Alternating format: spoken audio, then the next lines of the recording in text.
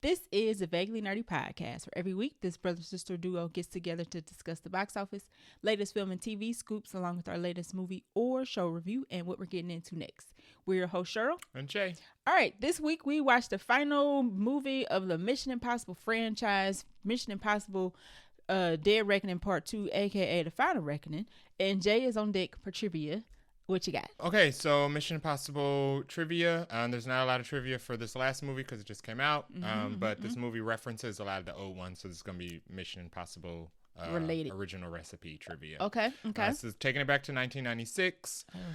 Several acting legends who we enjoy were offered the role of Ethan Hunt before Tom Cruise was. Six people were offered the role of Ethan Hunt before Tom Cruise was. You want to name all six? No, but if you can name three, you want to think of white action stars of the late or mid-90s. Mid-90s. Who would have fit the role of Ethan Hunt based on their filmography. Leonardo DiCaprio. Based on their filmography, no. Too young, too.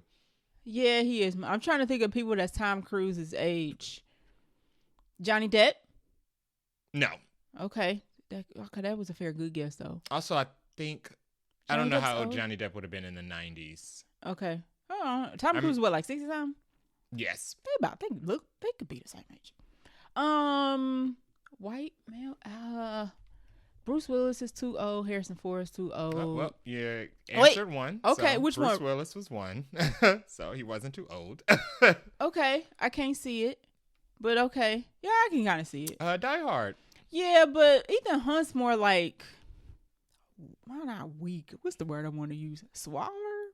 Well, in the first one, he was like a child compared to the rest of the team. You're right. So. Okay. So Bruce Willis is one. Mm-hmm. Brendan Fraser? No. Dang, that would have been good. He could have did it. Brendan Fraser. Christian Bale's too young. Who else? Like, are they active now? Yes. Okay. They just recently had movies come out. We've put them on our podcast. Okay. At least two other ones. Okay. So they're older now. Okay. Oh, are they older acting in action movies? They were around the proper age in the 90s. Okay. They are too old to be in Mission Impossible 1 today. Okay. But I'm saying, are they active now? Like, yes, currently active? They're all currently acting. In action movies? No, they're all currently acting, though. Just, okay, then not. Okay. You could have considered them more so action stars in the 90s. Most of their filmography was action in the 90s. Okay. Jesus. You got Bruce Willis. I'm trying to think of who else was like around that. Arnold Schwarzenegger? No, but close. Okay. Think of those types of movies. Okay. Think of Beverly Hills. Think of Arnold Schwarzenegger type films. Action flicks. Sylvester Stallone. Close, but no. Okay. Closer. But good. Can I get a hint? Was one of them in Star Wars or something? One of them was just in a scary movie that I enjoy a lot. That Hugh Grant? You do not. Nicolas Cage? Yes, Nicolas Cage is one. No, that definitely wouldn't have worked. Not at all. So, John Travolta? Yes, John Travolta was one. That wouldn't have worked either. Ooh, so you got Nicolas Cage, John Travolta, Bruce Willis. Clint Eastwood, too old. Mm-hmm. Are they? No, he was too okay. old. I was gonna say, Daniel Craig wasn't popping in. He's too young. I already named. There's one more. He's not popular, but he's still working. Jared Leto's too young. He was popular then. He was popular then. He was popular, much more popular then. He's not popular now, but he's still working. Oh, this is giving me controversy vibes. Kevin Spacey? No, okay. Not action star. Who was an action star that ain't popping now that was there and it got into some mess? It's got a movie coming out. It's a sequel to another popular movie. We talked about this movie on a road trip recently. Oh my god. That means we literally just was on a road trip last week. Yes. Dang, I don't know. You want to give it to you? Yeah. Mel Gibson. was also offered the role Lethal Weapon. I was right there. I was right there. The last people you weren't gonna get was Ralph Fiennes, also as well. Really? I mean, he had that Avengers movie, I guess. Okay. George Clooney was also offered the part before Tom Cruise was, but he turned it down so he could do One Fine Day. In addition to the Tom Cruise alternates, which I don't think would have worked for any of his alternates. I do think all of the alternates for Jim Phelps, which was John Voight, would have worked. Okay. Which was Robert Redford. Yeah. That works. Yeah. Yes. Literally. Winter Soldier. Yeah. Mm-hmm, yep. Al Pacino. Yes. Sure. Mm-hmm. And Michael Douglas. Sure. Yes. Those would have worked as alternate bad guys. Yeah. Yeah. Interesting. So I wonder, so they actually didn't envision Tom Cruise being the lead, and then he took this to 8 movies. No, some interesting other tidbits is that he was going to be older.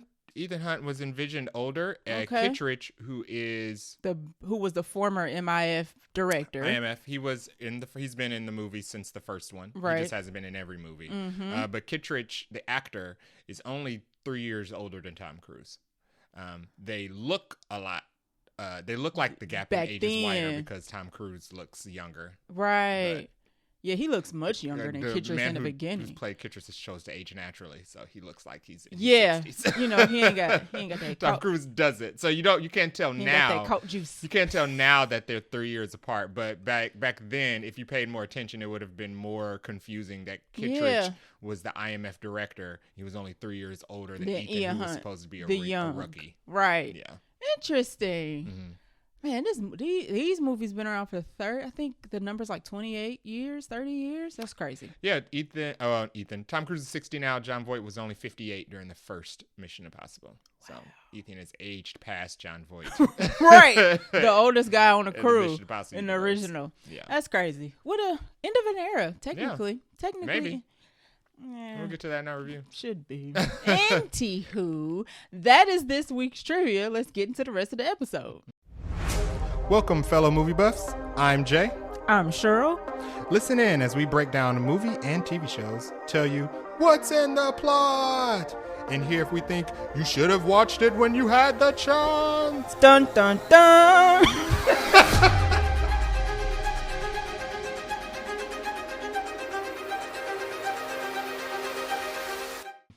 All right, we got a couple new one movie is a new announcement, and then we have an update on a movie that should have been out. Talk about that. Couple cars in the trailer park, and then we have a healthy dose of Buncha Crunch to get into before we get into our review. Starting off at the top, the Michael Jackson movie's in trouble. Kinda. It sounds like it. So, if you don't know, they are doing a state-approved Michael Jackson biopic. The movie was supposed to come out in April of this year. Then it got moved to October of this year, and now we're pretty confident, according to the sources, that it's not coming out until next year. Okay. The thing is that they are now trying to split this into 2 movies. So sources say, and this is coming from Hollywood Reporter, that the first film is now going to end when Michael Jackson leaves the Jackson 5 and after his first solo album, Off the Wall. Oof, that means that first part's gonna be slow. Probably. Yeah. I mean, but here's my thing. We know about the Jackson 5. Can we kind of start after that? Yeah. Would be my preference, yeah. But this ain't my movie.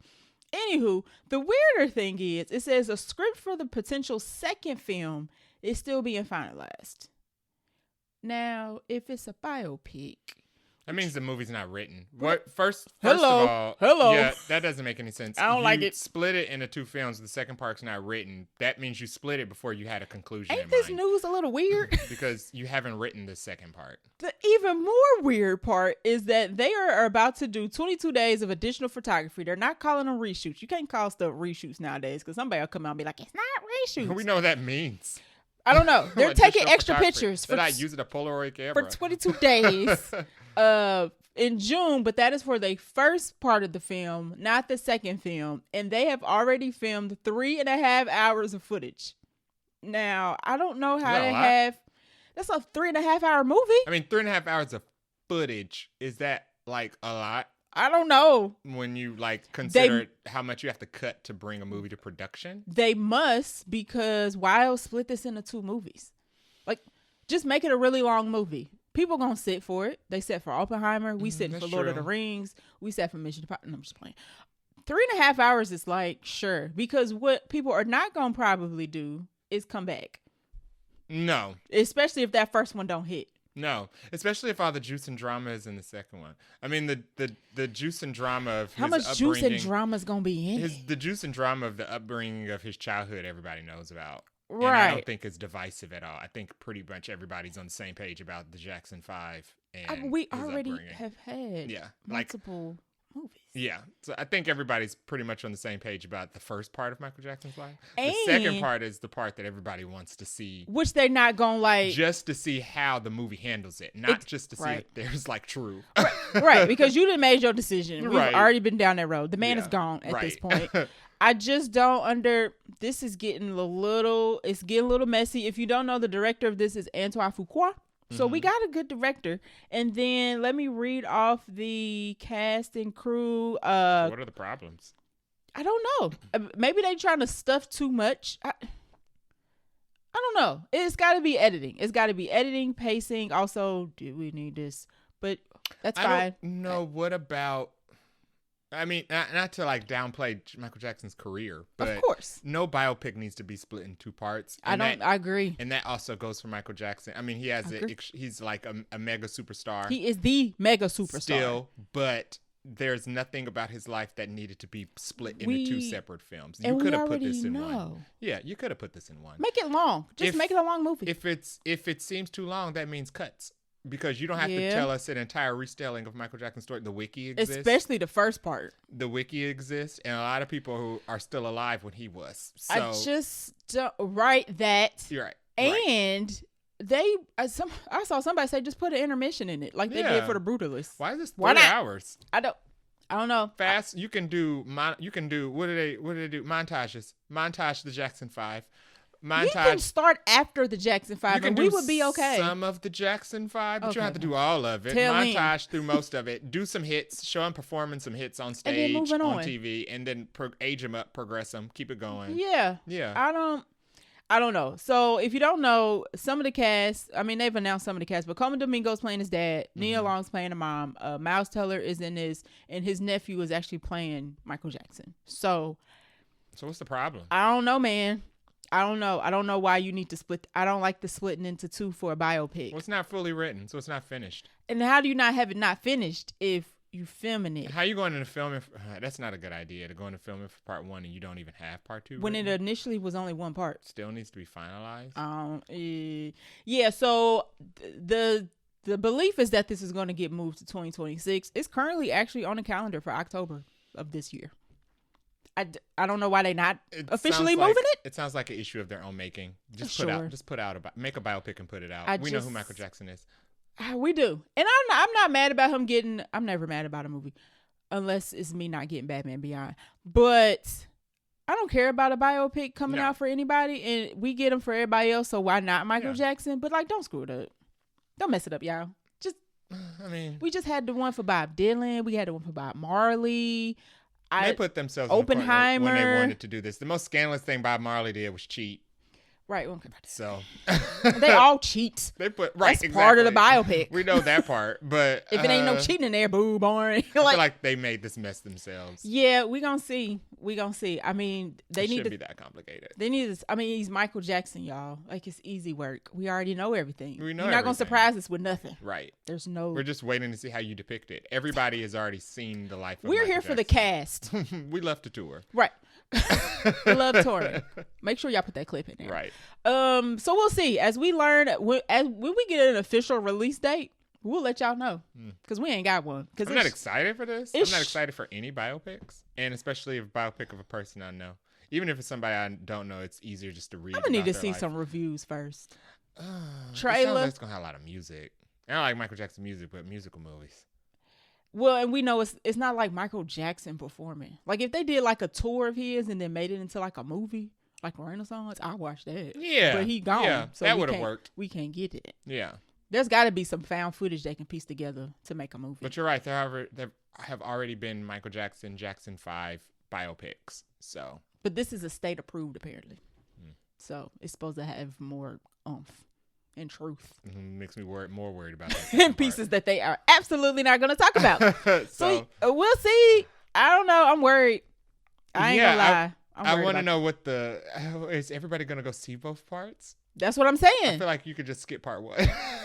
That's the problem. Everybody gonna skip part. Everybody's gonna skip. It's gonna part be the 1. reverse, yeah. right? It's gonna be part 1 gonna be a dud, and everybody gonna show up for part 2. And the studio's gonna be like, "What the heck is going on?" Nobody wants to see child abuse. No, we don't want to see Joe hollering unless you want to see Coleman Domingo as Joe Jackson. That'll be the sad part about it. If you skip part 1, you'll miss Coleman Domingo's performance. Right, because he's probably gonna be not in part 2 that much. Right. Why are we even having a part 2? That's my question. And Nia Long. Together. Well, I guess Nia Long will be as his mom in the second one. Cause are they gonna age her up though? And there's no anticipation. Like when they do the to be continued or whatever, it's gonna be like, no, we're on the edge of our seat. What happens to Michael Jackson? Right. I guess I'm curious how they gonna handle the end. Like, are they gonna end it? Because some biopics end before the person actually dies. Or I wonder if they're gonna take it all the way up to his death. I don't know, because it's all messy. I know, everything right? And everything that would be in part 2 is all a mess and all skewed by media. Maybe and that's why they can't nobody on the outside really knows any of the facts about anything. And the estate not gonna let everything come out, right? And how they gonna handle his children? That's gonna come back up. Kids, because they never really talked about that. Elvis' daughter. I can't think of her name right now. Paris. No. The one Elvis Presley's daughter. Oh, I don't remember. Her name. Marie. I guess Anna so. Marie. Yeah. Sorry. Is she alive? Anywho, maybe that's why the second part's not written. Yeah. Because they don't know what they're gonna do with it. Because they don't know. That's not good, y'all. Or maybe the estate has to answer for some things that they didn't answer for then. The studios is probably like, y'all, this is money. So y'all need to figure this out. Because this is a Lionsgate Universal collaboration. And we know how Lionsgate likes to not do movies well. Yikes. Well, yeah. Thoughts and prayers. Yeah. Next up, speaking of studios doing movies that are interesting, a live action Elden Ring movie is coming from A24, which is extreme. Now, the Elden Ring being made into a movie is not... Who made The Green Knight? The A24. That makes sense. Yep. It's going to look the same. Hold on. Darker, more mystical. Hold on. Scarier. A24 is supposed to be an independent studio. Yeah. Why are they making a live action video game movie? They said that they wanted to branch out and make bigger budget Hollywood films. Because they're trying to pay the bills. Yeah. I mean, it costs to make those movies. So they after the cash. I think they're still making small films, but they're dipping into the blockbuster pool.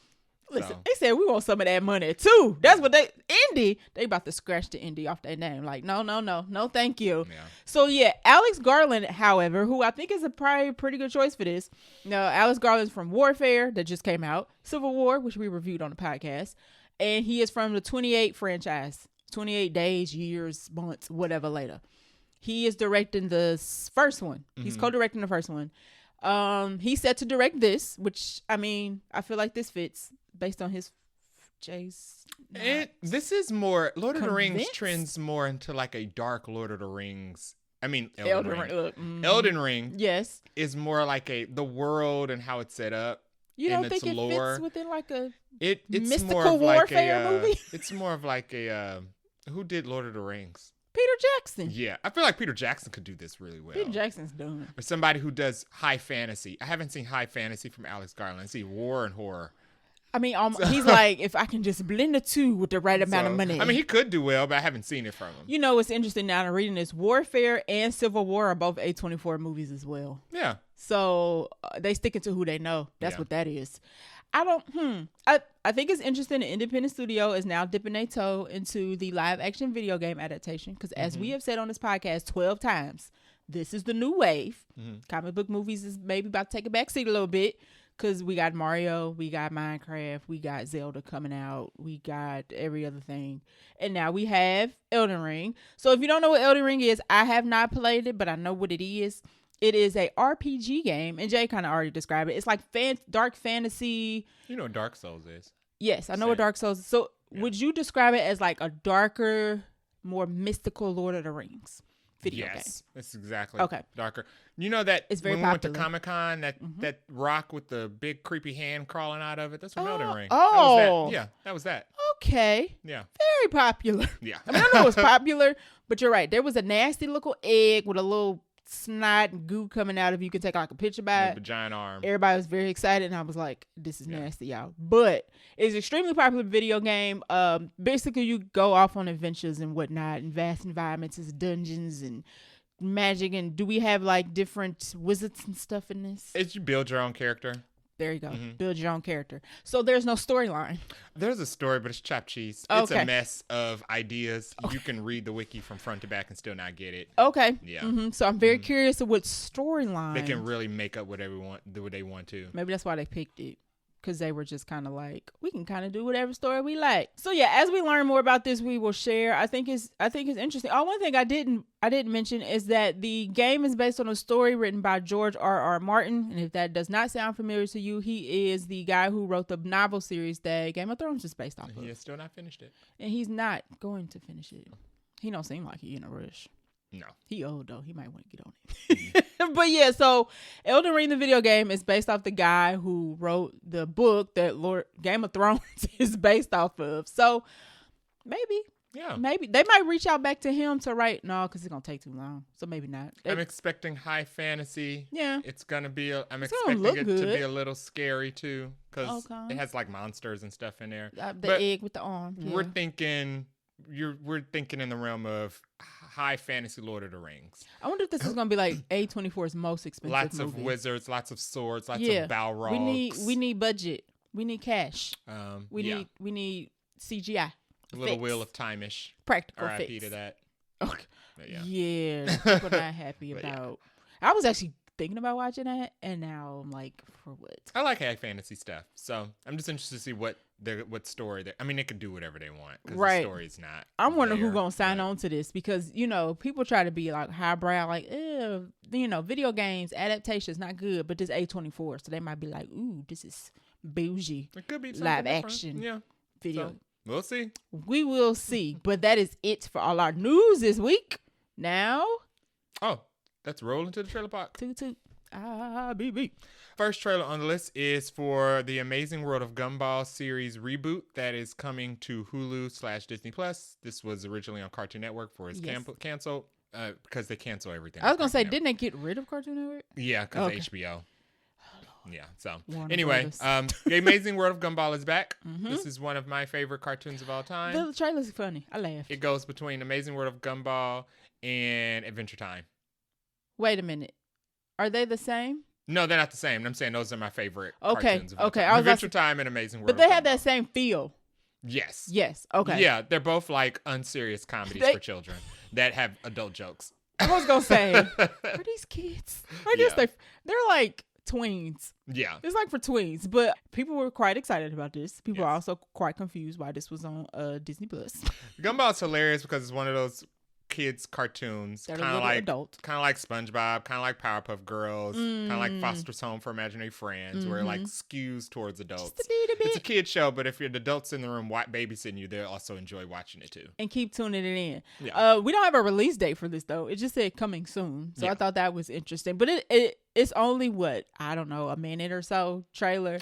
But it was a little funny. I laughed, I have to admit. Gumball episodes are fun. They're like 25 minutes long, and they're one of those where they split in the middle. They give you 2 episodes, 2 stories in one episode. Yes. Kind of like Rugrats. It used to be a thing back in the day. Powerpuff Girls, Rugrats. They used to give you like a mid-credits, and then they'd start the new episode. Yeah. With the title card. Man. They don't do that anymore. Kids don't know what they're missing these days. The trailer just shows all of the cast blowing the dust off themselves because they've just been sitting still. For 7 years? Yeah, it's been off for a while. It's just been in syndication. Okay. Yeah. Okay. Well, the trailer is funny because they wake up after all the dust they get off the dust, and they look like decrepit. They look a little old, and they're like, "Oh, we're late for school." And one of them says, "Like, how late?" And they're like, 7 years. And I was like, "What?" And they're like, "Oh, 5 more minutes won't hurt." It's actually pretty funny. If you have not watched it, you should check it out. Gumball is also fun because it's one of those cartoons with continuity. So the things in the previous episodes matter. The world doesn't reset every episode. Oh, okay. I knew that. Over the course of the cartoon, the characters have gotten older, so they switched voice actors between seasons to like show age progression. And it's funny because do they sound? They sound like... If you go back, there's a montage on YouTube where you can watch where it highlights every time they change voice actors. They age up the voice actors. Okay, I didn't know that was a thing. Which is weird because they don't go to they don't like graduate. They still stay like school in the same high school, even though they age up the voice actors. It's funny. Okay. But it's funny because Gumball is about a family of panthers and rabbits. Okay. It's a rabbit dad, panther mom. Yes. And a panther Okay. son, I've and a rabbit seen daughter. some of this, but not like consistently. And their adopted goldfish, which used to be their pet goldfish, but he evolved, grew legs, and they adopted him to the family. Darwin, that's the goldfish. Oh, okay. And it's always okay, funny okay. because whenever Darwin comes up, there's Darwin is funny. Darwin's name. black. People are debating about that. People are always debating about black. They've always used a black voice actor, and it's just always funny. Darwin's black. Yeah. Darwin's very clearly, he has a black personality. People always get in their feelings like, oh, they made it woke. And you're like, no, the person's always... No, it's just black. Always been black. And some characters, and I don't even know how to describe it, but some characters you can just tell. Yeah, they do that on purpose. They animate them that way. They want other people to watch the show other than just one type of person. Hello, because there's more type of people on Earth. I say that because every voice actor for Darwin has consistently been black. Yeah. And when they announced the voice actors for this one, I think his name is called Hero Hunter. Very cool name. Very great name. Mm-hmm. He was Shout out also to black, his and face. everybody was very confused. It's like, Right. of course he's black. He's Darwin. Darwin's black. I saw a couple posts on that when people are like, no, the character's always been The black. meme of I send you of Darwin dancing to the percolator by the City Girls. Yeah. That I send it to people every birthday. That's Darwin. It's perfect for Darwin. I like how they animate to where you can tell, like, you Yeah. can be like, that actor is black. Yeah. I know it is. I just know it is. But yeah, Amazing World of Gumball is super fun. I'm excited to watch it again. It's casual TV. It's like 25 minutes of your day. It is. I've seen several episodes, and I will admit, I even laughed at the trailer. It's funny. So The episode where the mom spends the whole episode fighting over a parking spot. That is the one garage. That's the one I've seen. That is the one I've seen. When they don't make tea, it's interesting because they're obviously, I feel like bringing this back for the people who have already watched it, but I'm curious they're going to be able to capture like new audiences because it is funny. Yeah, it's hilarious. Like even if you watch a couple episodes, you're like, okay, this is actually kind of funny. Yeah. So I'm curious at how long it's going to go. Hopefully they don't axe it like Netflix. It's going on Hulu, Disney Plus, so we got a chance. Oh yeah, absolutely. There's hope. If this was going to Netflix, I'd be like, y'all better watch this one season because that's all we might get. So next up on the trailer park is for Caught Stealing. This is a movie by Darren Aronofsky. It is going to star Austin Butler, Zoe Kravitz, who's Catwoman, and Regina King, who's in All the Things. Yes, it's got some other people in it. It's a bunch of people in this, but this is like the main cast. And I heard of this movie, and I didn't even know it was coming out in like a couple months. Yeah. So we haven't seen Zoe Kravitz since the Batman? Yeah. No, but we saw Blink twice. We haven't seen her. Did. No. Right. She's behind the camera. And Austin Butler, hopefully this movie does better than that biker movie. Bike with Riders? with Tom Hardy that came, went, got delayed, and then nobody heard about it. Nope. So The Oscar bait did not bait. No. Sorry. So this is going to be a black comedy. It is. There's somebody missing on this. Who'd I miss? The main guy. Is it Bad Bunny? From Morbius. Nope. There is somebody. Matt Smith. He plays the guy with the mohawk in the trailer. Oh, that is Matt Smith. He has a very distinctive So face. the movie is a black comedy, basically about a former baseball player finds himself immersed in criminality in New York in the 1990s. That's one synopsis. What I read is that Matt Smith is involved in some shady activity or owes some people. He is definitely in. Yep, you can tell by the trailer. He asked Austin Butler to watch his cat while he goes away for a couple days, and because people see Austin Butler with his cat, they think he's in association with Matt Smith, and that's how he ends up getting immersed in the crime.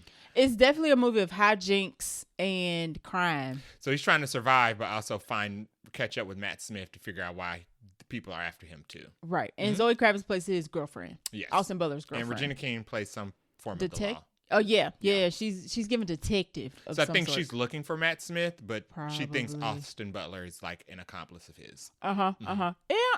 I'm semi interested. I need to see more.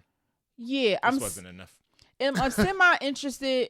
Although I don't particularly care for movies where like he's obviously innocent and he just keeps getting beat up or hurt or punished, and it's kind of like y'all know that's not the right guy. So I don't know. No. I need to see another trailer. I do need to see another trailer. This is coming out August 29th though, so they may want to put another one out soon. Bike Riders looked more interesting than this. You think so? I think Bike Riders looked because a of little Tom bit more Hardy interesting than it. Or just storyline. Just the storyline of it, Okay. and maybe because I was wondering how it was going to end. You want to know how it ends? No, I know how it ends. Okay. Yeah. I looked it up because I was curious, but I didn't want to watch the movie. But, I mean, it doesn't look bad. It looks fun. But I would like to see another trailer first. Yeah, it's not giving... It says black comedy crime. It gives more funny. crime than comedy. It looks funny. I didn't laugh. No. So, good luck. Okay. Next up on the trailer park is for Jurassic Park Rebirth. This is the second trailer. This movie comes out July 2nd, 2025. Not soon enough. Sorry. It's going to star Scarlett Johansson as our new Dr. Grant, a.k.a. Ian Malcolm, a.k.a. Chris Pratt's character. No, it seems like she's going to be Chris Pratt's character and Jonathan Bailey's going to be Alan Grant. Yeah. Yeah. Yeah. Yeah. Laura Dern. Remember? He's Laura Dern. Yeah, I'm sorry. He's Laura Dern. He's Laura Dern. Yeah. Scarlett Johansson is... Who did you say? Chris Pratt's character. Chris Pratt / the guy in the first one who said clever girl. No, you know who she is? Who? She's Chris Pratt's character / the T-Rex hunter in the second one. Sure. The one whose friend Benji got killed and then he wants Yeah, T-Rex because we're somewhere. not quite sure she good or bad. I think she's evil. Shadow organization. We're not sure. So yeah, I get you. She the T-Rex hunter from Lost. It's also starring Mahershala Ali as well. What Blade. this is about a ragtag group of scientists and a benefactor go to Some money. another uncharted dinosaur island. It's the original island run by InGen. Yeah. Where they did all of the experiments before they moved them off that island to the park. the practice lab. And they're going to this park so that they can get vital DNA from 3 specific dinosaurs that are be life-saving. Yeah. I think Scarlett Johansson's a hidden villain. You think so? You keep saying that. She's giving me like Deep Blue Sea, like Saffron Burrows, Deep Blue Sea, where is she gonna get eaten then? she might make the sacrifice because that's what Saffron Burrow did. She got ate by that shark. She at the did. end. I hope Mahershala lives. I don't know because we keep seeing him in that one scene facing off against He probably won't. What do you call that thing? The xenomorph. The thing from Star Wars. the Rancor. The Rancor. Rancor T-Rex. This thing looks terrible.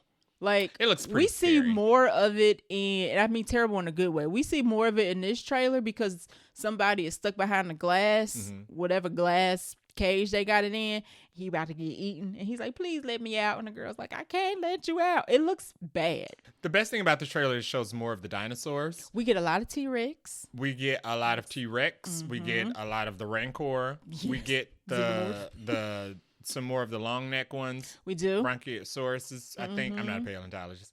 I'm in Malcolm. We've seen all these movies. Y'all know who we're talking about. We see those with the fins on the back. It looks like they have T-Rex faces too. Did you notice that? The faces on the long necks look a little weird. Look a little carnivorous. We didn't get no raptors in like this one. Eater. That was what I was going to point out. Okay. Missing raptors. No we got them we got their feet. Holding out hope for the 2-headed raptor. Jay think it got 2 heads because we only seen the feet. Well, we've seen the 2-headed one in the tank. So I wonder if any of the 2-headed ones got out into the wild. Right. And I'm saying feet on purpose. I know it's feet. Yeah. Just so maybe that's why they're not showing us raptor faces because you know what? Save something for the movie. We get some gross looking winged thing that's chasing the kids around. Lots of more children in this one. Good. Lots of more bystanders. It's a whole family, remember? Yeah. It's a whole family. And they got the one thing you're not supposed to do. Is a dinosaur egg or dinosaur in the back. The Billy mistake. In a backpack, making noise. She making the Billy mistake. I'm like, girl, not supposed to take a dinosaur. why you got the dinosaur in your backpack? And then they're like, oh, it's so cute. No, because his mama is looking for it, and his mama don't care about you. Yeah. So I'm very excited. I'm very excited. We are seeing this in Dolby. But yeah, every Jurassic Park has like a human villain. You're right. I think it's definitely going to be Rupert, what's his name? Yeah, it's definitely going to be the guy with the money. Absolutely. He gives the money because his hair all slick back. Or maybe that'll be the twist. Maybe the twist will be he's actually doing it for benevolent purposes, but maybe Scarlett Johansson's evil.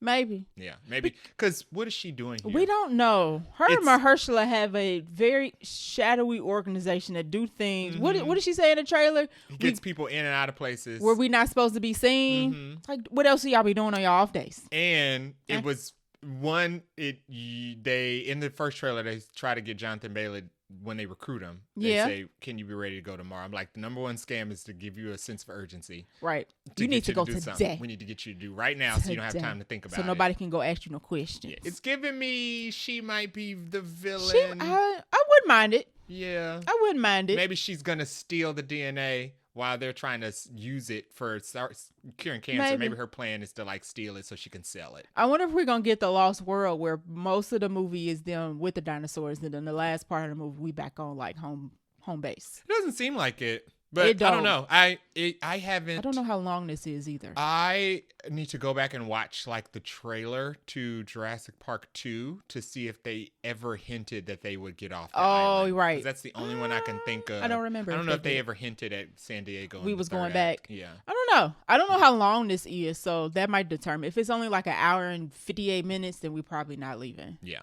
Which I'm fine with. So I'm excited. I'm very excited. More dinosaurs.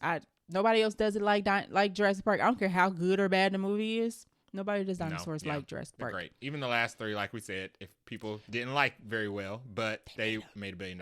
Billion a piece each. So collectively $3 billion. Yeah. Do the math on that. They're money makers. Crazy. People like seeing dinosaurs. Listen, no matter who's chasing them. I'll be there. Yeah. Twice probably. All right, so that's all for the trailer park. Let's dive into this Buncha Crunch. All right, we got a lot of crunch coming up. So first bit of crunch, we have Andrew Koji, Jason Momoa, Noah Centineo, and Roman Reigns. Now you might like you already know who Roman Reigns is. He's a wrestler guy. You already know who Jason Momoa is. He's Aquaman and everything else. Andrew Koji was from Boy Kills World. I don't remember what he was in Boy Kills World. It was his only other friend that talked. It was his main friend. Okay. Okay. And then he was in Snake Eyes. Yes. Okay. He was also in that Jet Li show.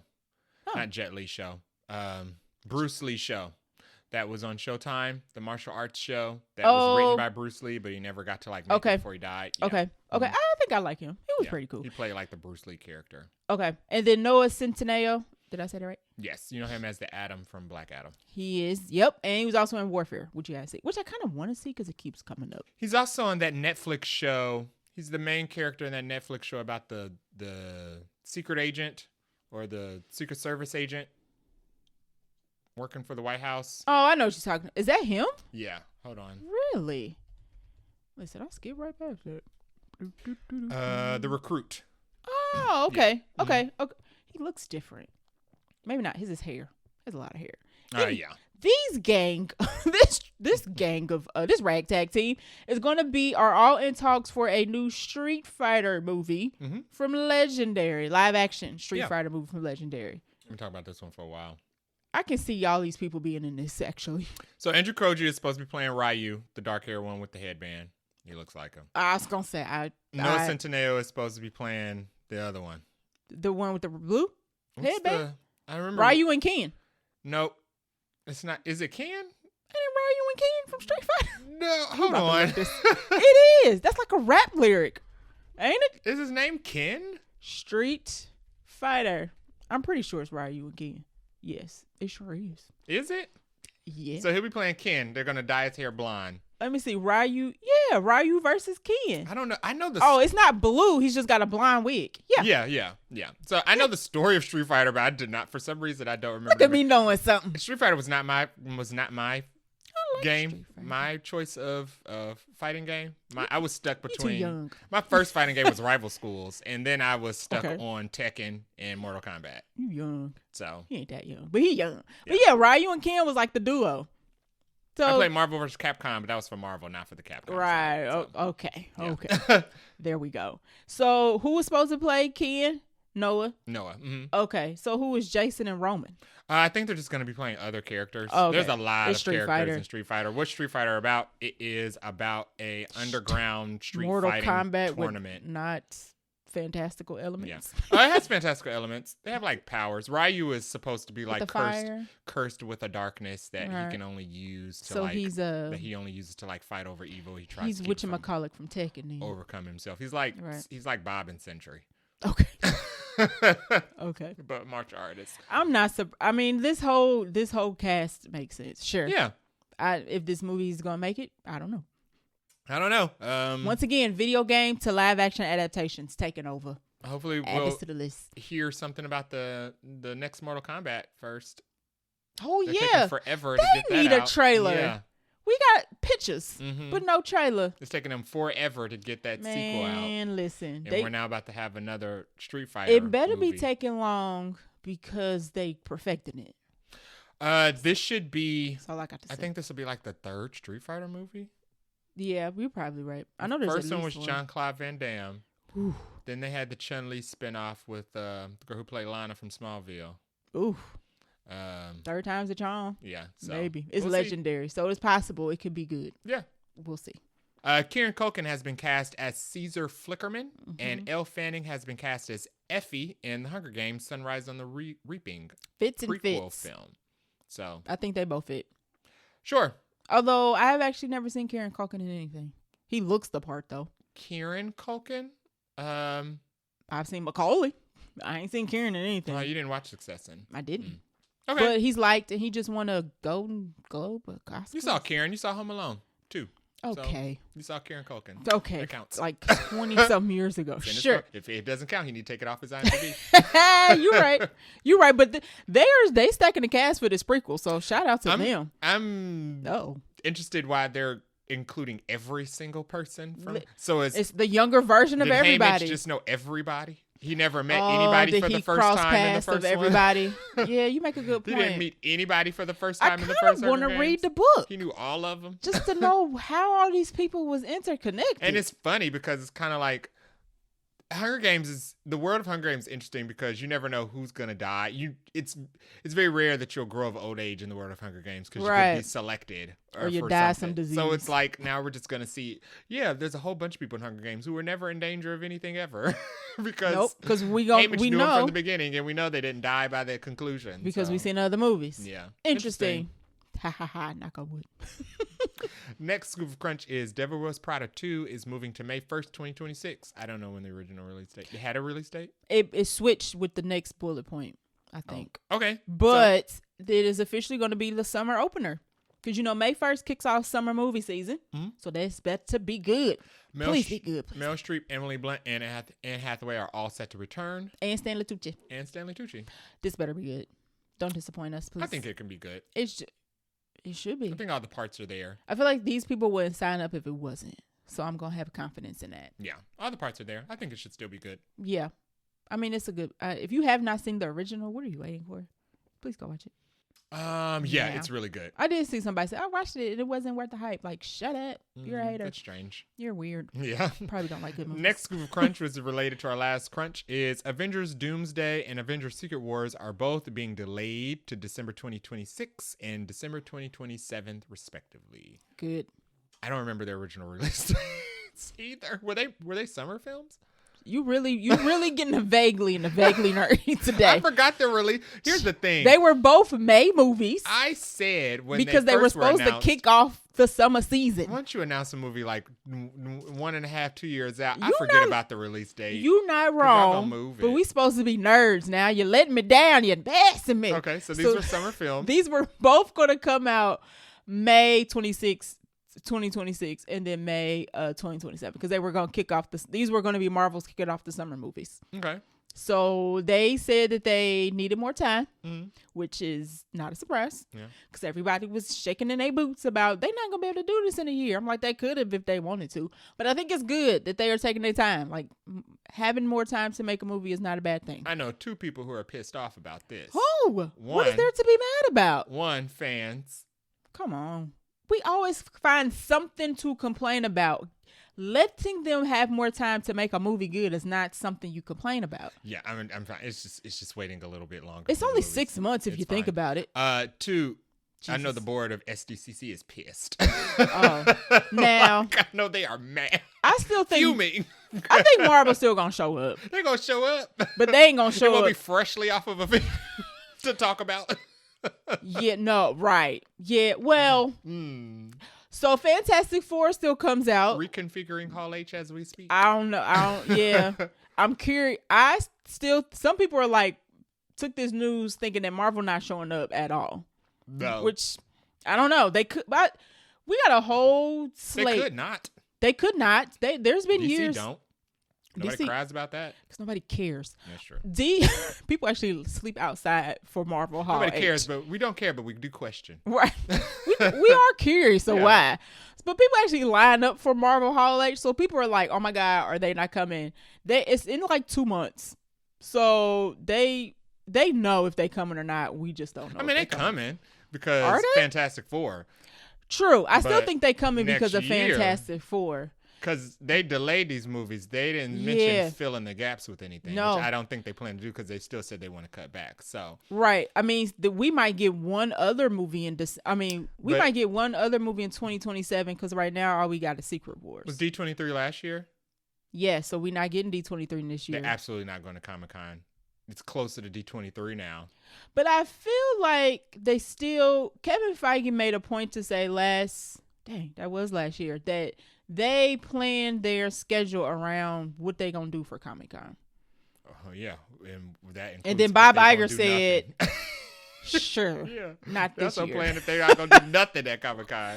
I don't know. We going to find out. It makes more sense because they have to pay to be at Comic-Con. They have to pay to have the actors at Comic-Con. Well, they definitely paying them actors to show up. You think they're going to pay them to be there and at D23 when they could just do D23? But D23 is next year. Mm-hmm.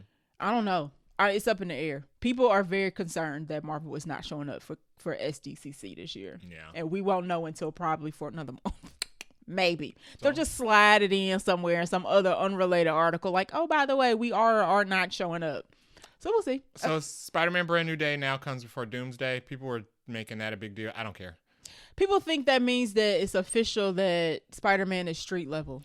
I thought all the Spider-Man fans wanted Spider-Man to be divested from the rest of the Avengers and the MCU because so we should Spider-Man be happy. Works better as a standalone. Right? So it shouldn't matter where Spider-Man falls. It also shouldn't. Spider-Man's alone.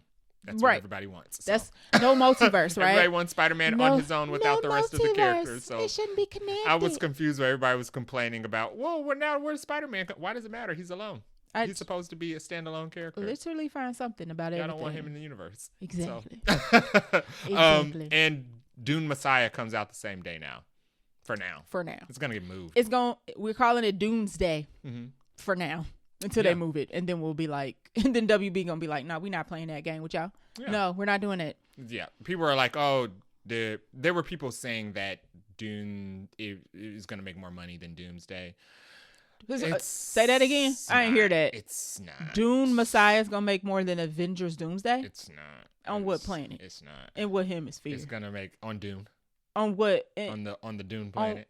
On what multiverse? The Spice Planet. Right. No.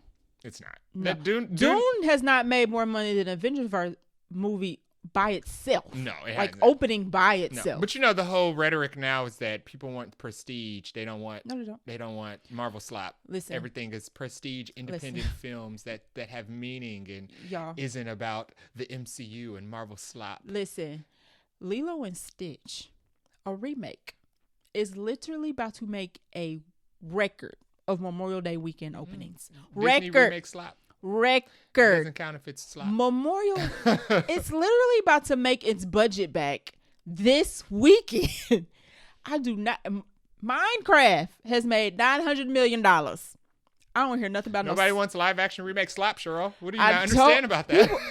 The internet is not a real place. It's not. Let's just remember. It is a real place. It's just this is a funny place. It's an alternate universe. It's a place to go where you point and laugh at people. Right. And you just listen to weird, crazy talking points. Yeah. So, these movies probably will not actually stay on the same day. If they do, more power to us because us movie fans will be very excited. Dune will do well. Sure. You know what? If anything, Dune should stay there. Why? Because it ain't gonna get no IMAX screen. Just like people said, Barbenheimer, they would have said Oppenheimer wouldn't have made as much money if Barbie didn't come out the same day. They do say that. The same thing could be said for Dune. Sure. Because nobody's. Well. People think that Barbenheimer was a good pairing because it was counter programming. Mm-hmm. This is counter programming. It's overlapping. It's a movie about two villains. It is. Doom and Atreides. Right.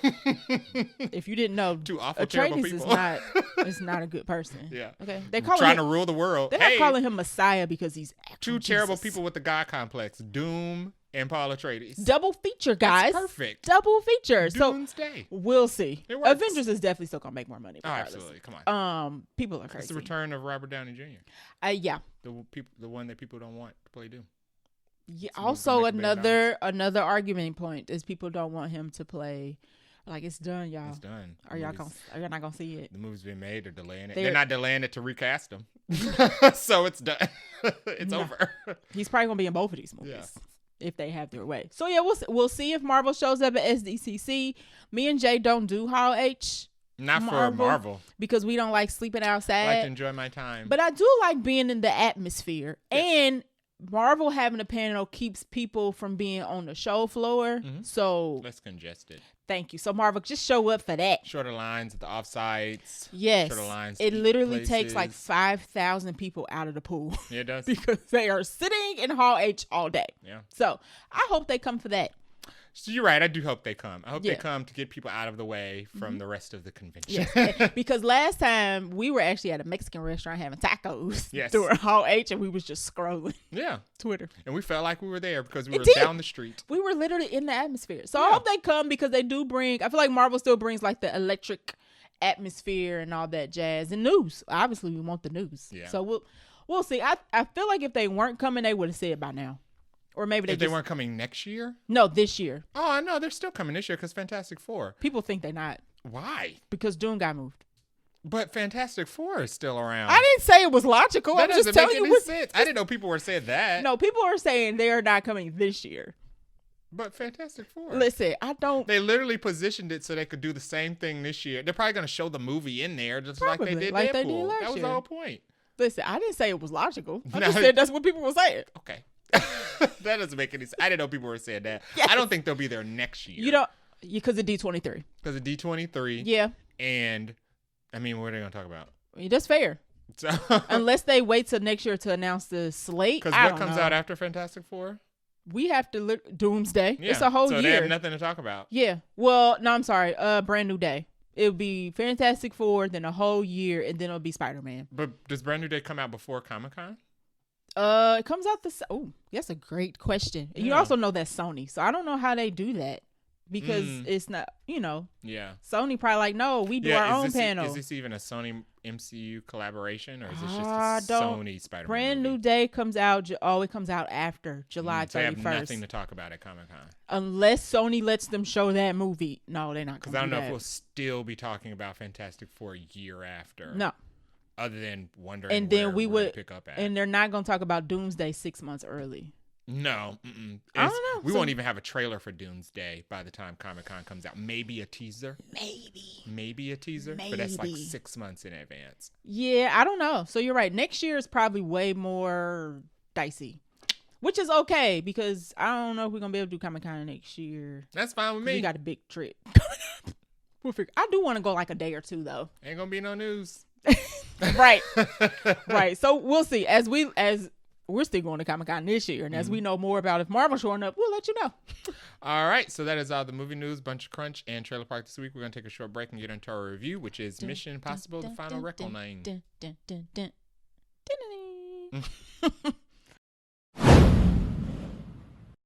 This week we watched Mission Impossible: Dead Reckoning Part 2, aka The Final Reckoning. If you did not know that this was supposed to be called Dead Reckoning Part 2, but they renamed it to The Final Reckoning after the financial unsuccess of Part 1. And in my opinion, I don't think that was necessary. Because it's still because I guess they felt like they didn't want people to feel like they had to watch the first one to watch this one, but you did. Yeah. You did. You did. You did. You kind of needed to watch all 7 movies. Part of this movie was so long because they wanted to try to explain the whole first movie to you. Yeah. When no. Interesting choice. Yeah. And what's done is done. That's strange. This is another movie that Tom Cruise worked on where they changed the title. Edge of Tomorrow and Die Another Day, or whatever the other title was called. He's got a knack for this. Anywho, this was released May 23rd, Memorial Day weekend of 2025. The director and co-writer of this is Christopher McQuarrie, who wrote and directed previous Mission Impossible movies. What'd you say? I said most of them. Yes, he did. He's done a good chunk of these. So, cast and characters. Now, I am not reading down this whole cast list because there are 15,000 people in this movie. Movie includes cast, characters. More characters. So I'm going to highlight some new people that are in this franchise. So Ethan's back, obviously. Yes. And if you've seen Dead Reckoning Part 1, all those people are back unless they died. Guess what? Not very many people died in that movie. So we have some new characters. Haley Atwell is back as Grace. Let's see. Wait a minute, who's new? The Greg Tarzan Davis. He was in the last one too. Oh yeah, he was in the last one. So the black guy's back. Haley Atwell's not new either. Haley Atwell ain't new. Okay, Juan Swanson is here. Yes. As he is a colonel. What is his name? Stanley. Mm-hmm. He works for the government. We have Milchek. Tremel Tillman is here. He is a captain on a submarine. Mm-hmm. Captain Belso. Who else? What'd you say? Bledsoe. I still don't know how to do names, fake ones or real ones. Who else in here that I want to highlight? Literally everybody who was in the last one is in this one. Hannah Waddingham, she was new. Hannah Waddingham, she is an Admiral Neely. Mm-hmm. She was cool. I liked her. We have Janet McTeer, who is Secretary of State. So she was is a random addition, but fine, I guess. She was fine. Didn't really need to flesh out the cabinet. Sure. She is on Angela Bassett, who's now, okay, I'll point that out. Angela Bassett was in the first one, but she is back in this one, but this time she's the president. Yes. So she got a big old promotion from the last movie. Oh, and then we also have Katie O'Brien.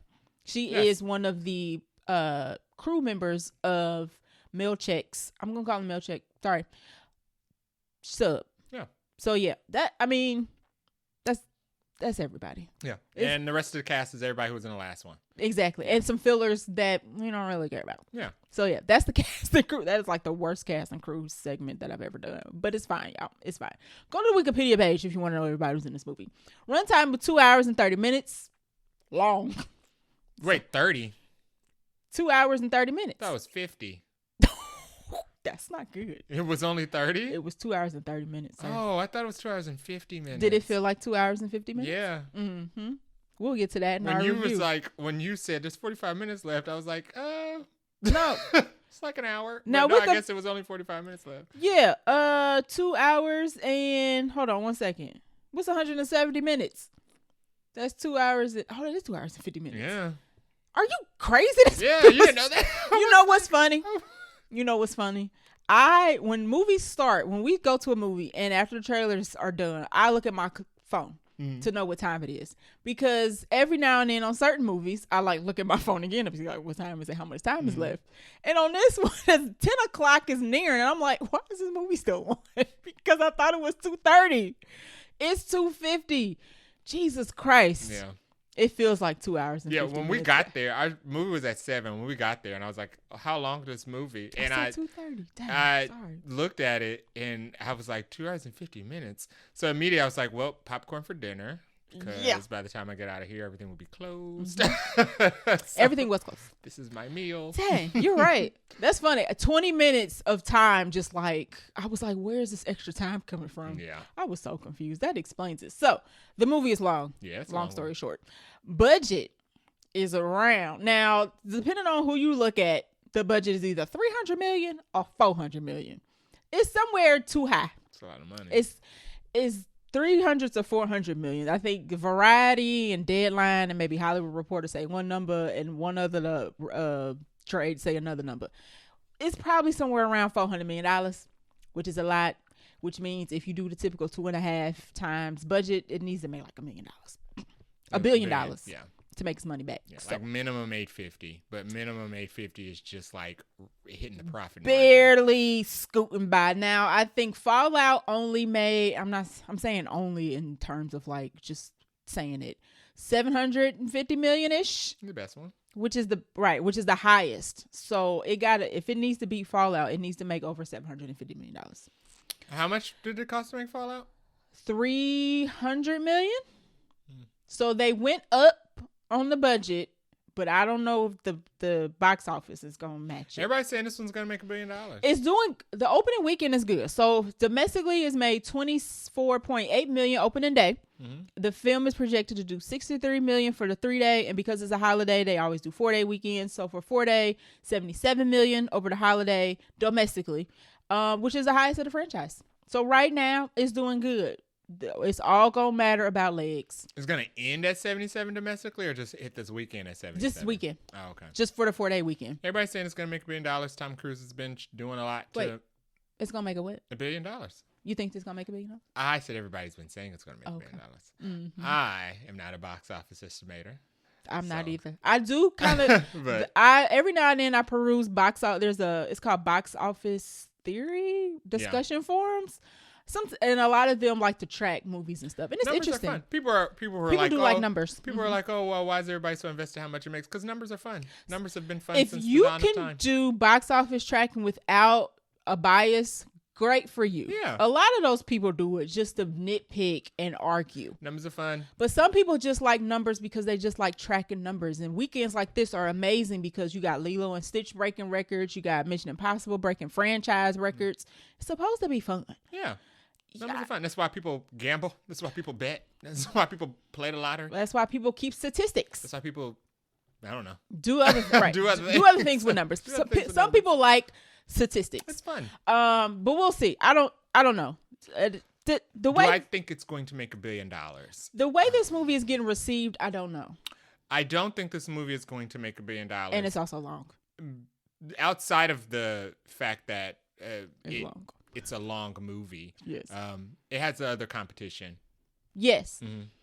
It is. Which the last one did as well, which shot that one in the foot. Yeah. So, what was it called? Dead Reckoning Part 1 got chopped by Barbenheimer. Jesus. I mean, like, I think it maxed out at 500 because I've been looking at numbers. I think it maxed out at like 571 million, which is like only 200 million more than its budget. Tom Cruise did his best swimming upstream as he could to try to get his movie on the IMAX screen. So they kind of learned a little bit with this one because Lilo and Stitch is 100% counter programming. Like tomato, potato. Two different audiences, but that does mean that Lilo got more screens. Like a lot more screens. Because Disney don't play. Disney does not share. Disney do not listen. That's why Marseille is probably moving out the way for Doomsday. But anywho, we'll see. I'm very curious actually of what this does because I being pessimistic, I am curious if people are going to give this movie the same smoke that they give every other movie that doesn't do good in the box office. Like Marvel movies? No, they won't because Tom Cruise is Mr. Movie. So there's an inherent bias there where Tom Cruise is allowed to fail. Oh, that's nice. Even though this isn't going to be a failure, but even if it was, Tom Cruise is allowed to fail without scrutiny. But if it don't make its budget, this movie Mission Impossible a Mission Impossible movie not making its budget is not the same as the Marvels movie not making its budget. I'm sorry, profit. Excuse me, it's not profitable. Profitable, yeah. Why is it not the same? Because Tom Cruise. Okay. Yeah. I just want the bias on record for everybody. Yeah, it's this bias. It's there. It doesn't make sense, but that's what it is. I mean, if we talk, because if you go back to like Gladiator 2, also did make a profit. Yeah. But nobody talks about it. The last couple of Ridley Scott movies didn't make a profit. But Gladiator 2 made not enough money. It's okay if Mission Impossible doesn't make a lot of money because it's Mission Impossible. Right, because it's Tom Cruise. It's Tom Cruise. Interesting. Yeah. Interesting. His story's also kind of not that great either. Anywho, last bit of facts for this movie. Cinema score of A-. So because there are 8 of these, I kind of looked up what the other ones did because of comparison purposes. So this movie got higher than Mission Impossible 1 and 2. Don't know if I agree with that first one. I enjoy the first one, but it's kind of like Fast and Furious, where it's very hard to watch that first one now. It's a different movie. It's a different movie. It's almost like a different world. It is. It's like a different franchise. It is. Because who would have thought we'd be here? We'd be fighting AI. Who would have thought 1996 Ethan would be going from kicking John Voight off of a helicopter in a train tunnel to being in an AI cave. That's funny. Like with an AI coffin. It's funny. Times are funny. It is. So that is higher than 1 and 2. Mm-hmm. The A- is lower than 6 and 7. So 6 and 7 got 6? A's. 6 was Rogue Nation? Yes. This is 8. This is 8. 7? 6 was Fallout. Sorry. Then. Yes. 6 was Fallout. 7 was Dead Reckoning. Part 1. So this got lower than Part 1. Mm-hmm. Okay. Yeah. That makes sense. Okay, fair enough. And an A's an A. It is an A. Yeah. And then it got the same as Mission Impossible 3, 4, and 5. Same as Mission Impossible 3. Mm-hmm. That was Philip Seymour Hoffman. Mm-hmm. 4. That was Robin Thicke's wife. No. What? That was 5 was Robin Thicke's wife. Oh, who's 4? Wait. Exactly. No. No, 3 was Philip Seymour Hoffman. Yes. 4 was Robin Thicke's wife. Yep. 5 was the first Ilsa one. Correct. Yes. Mm-hmm. Yeah. And Jeremy Renner was in 4 and 5. I think. Yeah, he was in the Paula Patton one. Yes, correct. So what did Lisa do?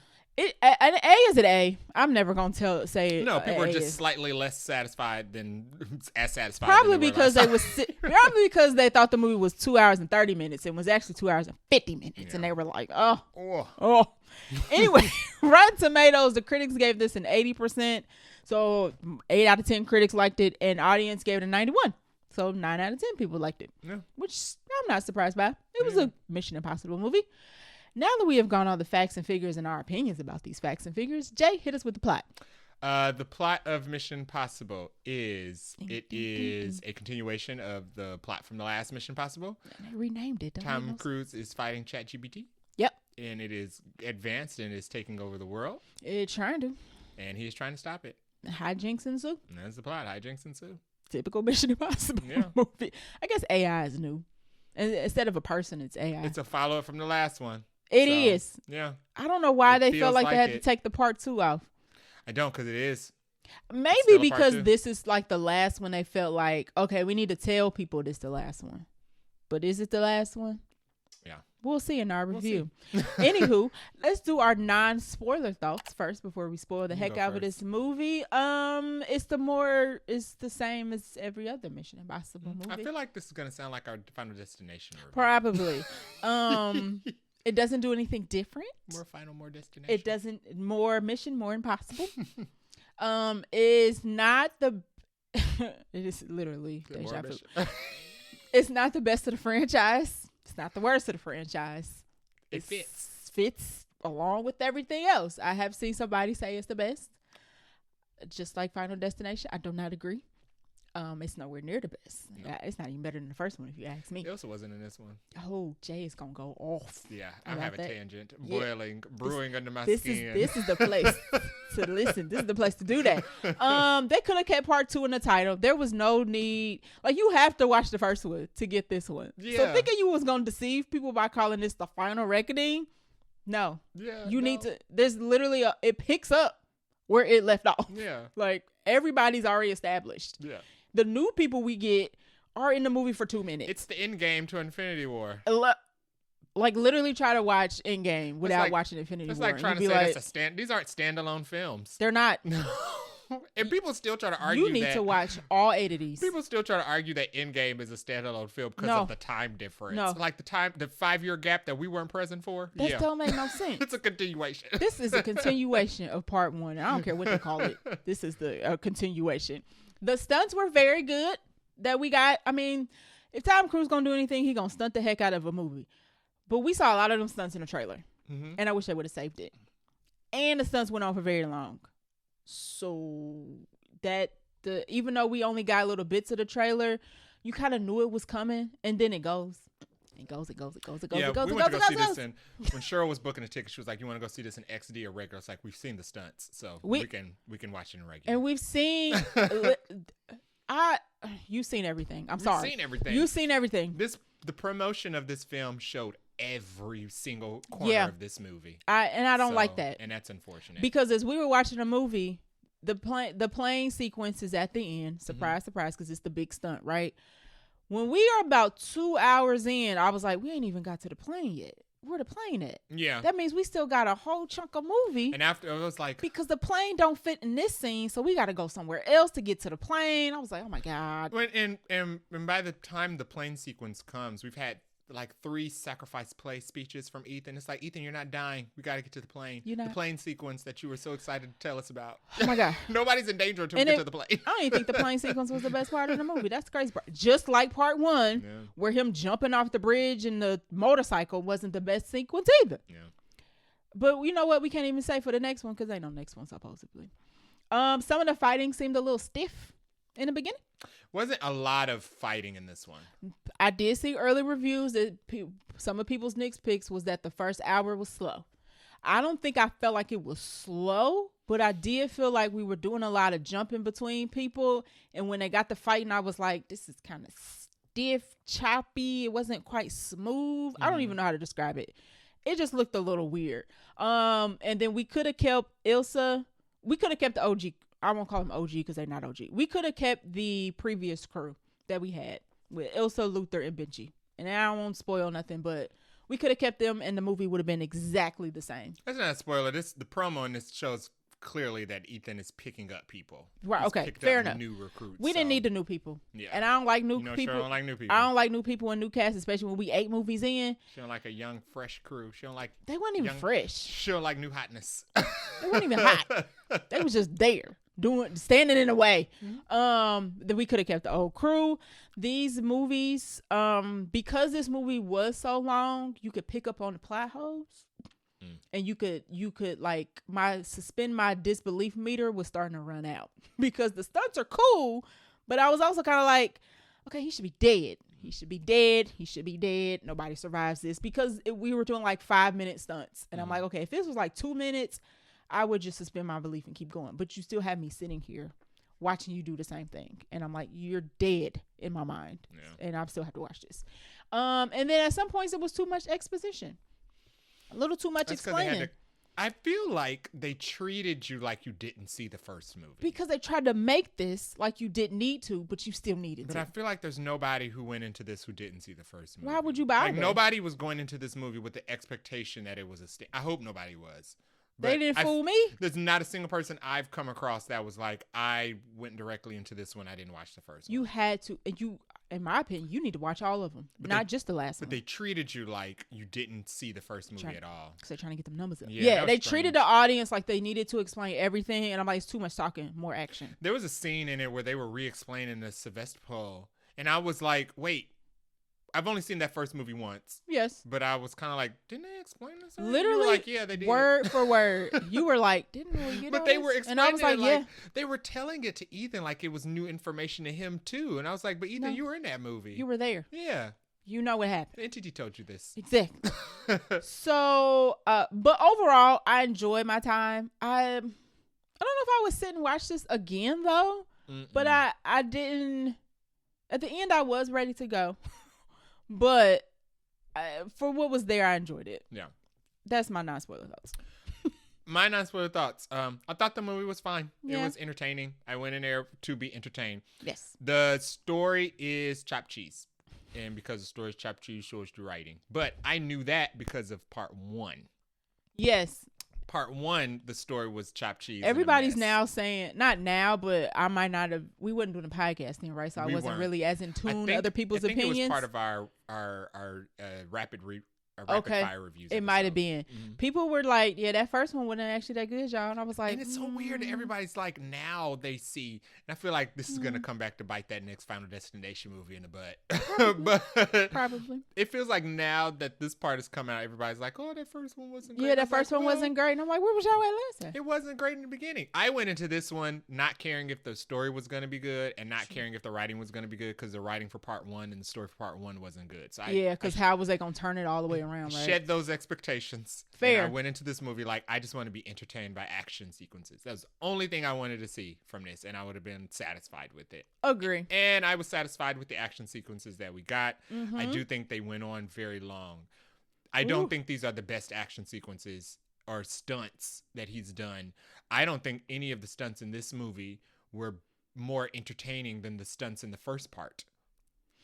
Agreed. I feel like the car chase with him and Haley Atwell handcuffed to the steering wheel. I like that one. Was much more thrilling than any of the chases in this one. Agree. Did they even do any chases in this one? No. So yeah, you don't even have any chases. If you count that one. I thought it was a much more thrilling sequence than any of the action sequences in this one. That one was a cool sequence, one. That was really good. Should have got the people who do James Bond stuff. I forgot about the motorcycle stunt in the first one until you mentioned it because it was like a minute. It was only like a brief second in between action set pieces. Mm-hmm. So they hyped it up so much, like they did the plane in this one. I totally forgot about the motorcycle jump in the first part. We had seen it by the time we got to right after that, we got the train, and I thought that was entertaining. I think the train more than the motorcycle. Yes, I thought the train sequence was better than most of the action sequences in this one. I thought as a third act sequence, the train's fight with Issei Morales was more entertaining than the biplane fight with Issei Morales in this one. It just went too long. Because it went too long. It went too long. And more was happening on the train than what was happening on these two planes. Correct, with two people. Even though it was kind of like, oohs and ahs, and everybody's running and screaming, like Ian Malcolm said. Yeah. But, I mean, it wasn't as fun as the train sequence. No. It wasn't. No, we just knew he wasn't gonna die. So I knew going into this, the story wasn't gonna be great, but I was entertained by the action sequences. I thought that was fine. The new characters they introduced in here were cool, but I felt like they were unnecessary because none of them did anything extraordinary, and none of them had like moments. None of them got like a big moment. Tom I mean, they tried to give Grace one.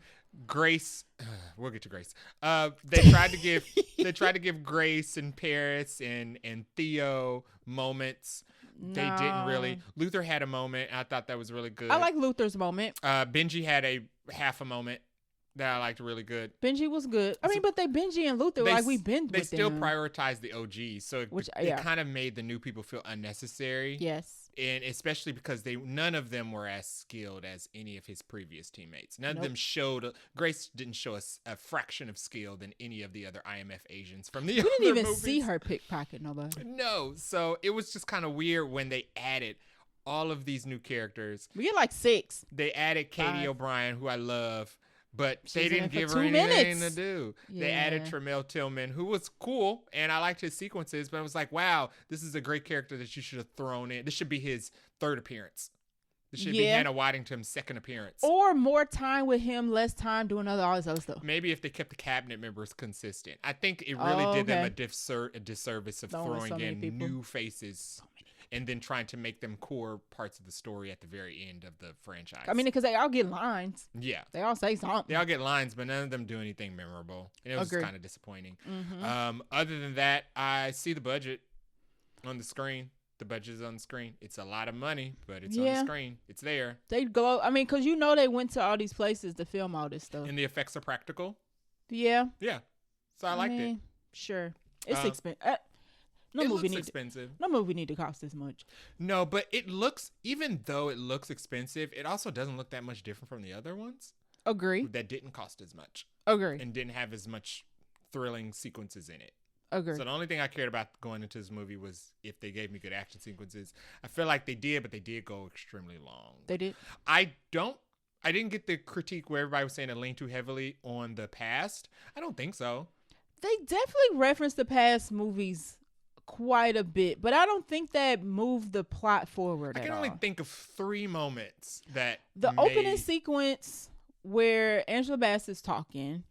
One character returns. One character comes back, and a plot device gets brought up from a past movie. Yeah, that wasn't my issue with the. I was fine with references all of that, like I said, because you need to have watched all these movies. So them trying to set us up like this standalone, ain't no way. The only thing that really frustrated me is when they wasted a lot of time treating you like you didn't see that first one. Yeah. They wasted a lot of time re-explaining that first movie. Recap. And I thought that was really weird because who didn't see that first movie at this point? You have to. Yeah. Yeah, it's called Final Reckoning, and the first one is called Dead Reckoning. Sorry, them related. Last thing I'll say is that I felt like the villain was nothing. Nah. It was it was just weird because the villain was absent. He was the entity. And the villain was kind of like nothing because it wasn't present in the film. You just hear people talking about it. But it had a moment. But they're not there. And the villain's not actively doing things on screen. Nope. We're not seeing the villain do things. Nope. So it kind of just feels like a movie of heroes running around fighting an unseen force that's poorly explained. Yeah, now there's a plot. I guess I'll save it for when we get to spoilers. But they try to show us what the entity is doing on like a screen as the movie progresses, but we never go back to like the entity. It's just kind of like, oh, the entity did this, and you're kind of like, did he though? Or did somebody like flip a switch? So accidentally, I don't know. The villain presence, Isai Morales doesn't count because they established in the first part that he's just a pawn. Yes, so he's more pawn in this. Yeah, he's like a pawn with a mission. He's Proxima Midnight. Yeah. So I mean, he's just like he's there. He's there to do the bidding. Right. But the villain itself is not in the movie, and I feel like that was strange. It's writing. The idea of AI being the villain was good, but it was going down it was a good idea. But yeah, it didn't execute very the villain well. has to be present. One of my notes is that Ultron worked because James Spader was actually active and present in the movie. He was having a witty back and forth with the characters, and not saying like Avengers is like. I mean, Age of Ultron is considered like the lower tier. Yeah, people Avenger don't like for it some strange reason. I'm not people, but A good villain is present. The robot had charisma. Yeah. It was witty. He was sarcastic. It had personality. The entity is literally just an LLM. Yeah. It's a language machine. It doesn't have a personality. It doesn't have any inflections. I don't even know why it was in a box. It's not even like witty. Yeah, why is it in a box? It's in the internet. We can get to that. But it wasn't like the villain, because the villain wasn't like a person with personality, and they didn't try to make the entity like have a personality. No. Like even Megan's a robot. Or even like, and his mission was so generic. It was. It was so like, y'all, I mean. Out of all of them, this one was the least complex mission. It's so straightforward. Yeah. It hurts. Yeah. Almost. You're kind of like, y'all ain't going to change it up. Nothing. Yeah. Not going to throw no wrench. Okay. All right. I mean, even the ending, you know what happens without me even saying it. Yeah. So, yeah. But all of those observations I had in my not spoiler thoughts, I still had a decent time. Decent time is fine. Yeah, it was still fun. Yeah. I don't regret my decisions. No. All right. So that is the end of our non-spoiler section. If you don't want to be spoiled by this movie, you want to check it out first, do that and come back to our episode. But we are going into spoilers in 3 and 2 and 1. So we're going to do it a little different because there's 1,200 people in this movie. So we're going to talk about groups of people. Hopefully we don't miss nobody. If we do, sorry. So we'll start with Ethan, and then we just gonna put everybody in that group that they appeared in as the movie went along. So first, let's talk about Ethan Hunt. He's the same. More Ethan. Yeah. More Hunt. Yeah.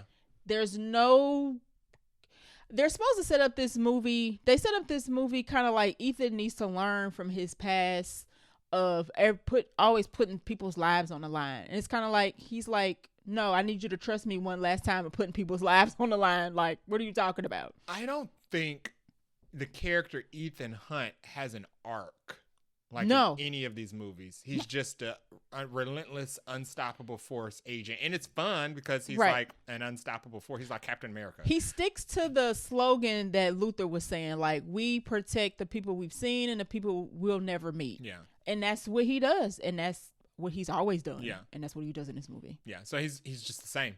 There's nothing different. Yeah, and I don't think he's different in any of the movies. He's pretty much the same character. And that's not a complaint, but I mean, there's no, I can't say, oh, he's different or he's grown because he's just the same person.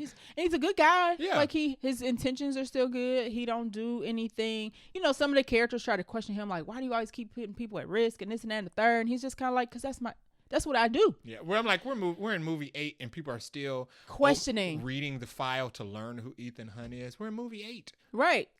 Y'all know. Like, Google the whole cabinet. How y'all get elected? Right. Y'all know nothing about Ethan Hunt? They get literal paper copies Yeah. of Ethan's escapades. And it's just kind of like, y'all don't know this already? Yeah. And then Grace has a whole speech of like, you can't keep putting billions of people's lives at stake. Like, girl, what are you here for? Yeah. He's Ethan Hunt. His middle name is put people's lives at stakes to save them. This is the impossible mission. And he does it every time. Like, what did... Not the regular Get out of here. Right. It's called Mission Impossible, Yeah. not Mission Regular. Right. That's why you call Ethan Hunt. Mission Mundane. Right. So Ethan does not change. His hair's longer. That's probably the biggest change. We go back to Mission Impossible 2 Ethan Hunt here. I like short hair Ethan. Or maybe... I like John Woo hair Ethan. Yeah. Grace actually mentions, oh, yeah, I like your longer hair. And I was like, nah, I don't like it. It's giving me like... Maybe that was the Mission Impossible 2 homage. Oh, the hair? The hair. Okay. Sure. Right. No. That's the only homage they need to make to Mission Impossible 2. But yeah, Ethan Hunt is regular. Y'all, there's no difference. They don't add. They don't subtract. He's not more complex. Yeah. He does a couple scenes of crying, and I didn't know why. I was like, why are you crying at this moment? You could have saved that for the other moment. But I'll get to that. I was kind of like, why are you crying right now? Still has good moments of comedy. He's still funny. He has a sense of humor. The faces he was making while he was trying to fly that plane and the wind was blowing his face was hilarious. Tom Cruise does very good. Like, he wants you to feel like he there. Okay? Yeah. So I'll give him that. He will do the contortion of his body and the facial expressions. You'd be like, he's actually flying in the wind right now. Oh my God. Yeah. And he actually has like the bends. Help him out. So all that's good. It's consistent. Yeah. He is consistently Ethan Hunt and no change. So I don't actually have no notes on Ethan. Good acting.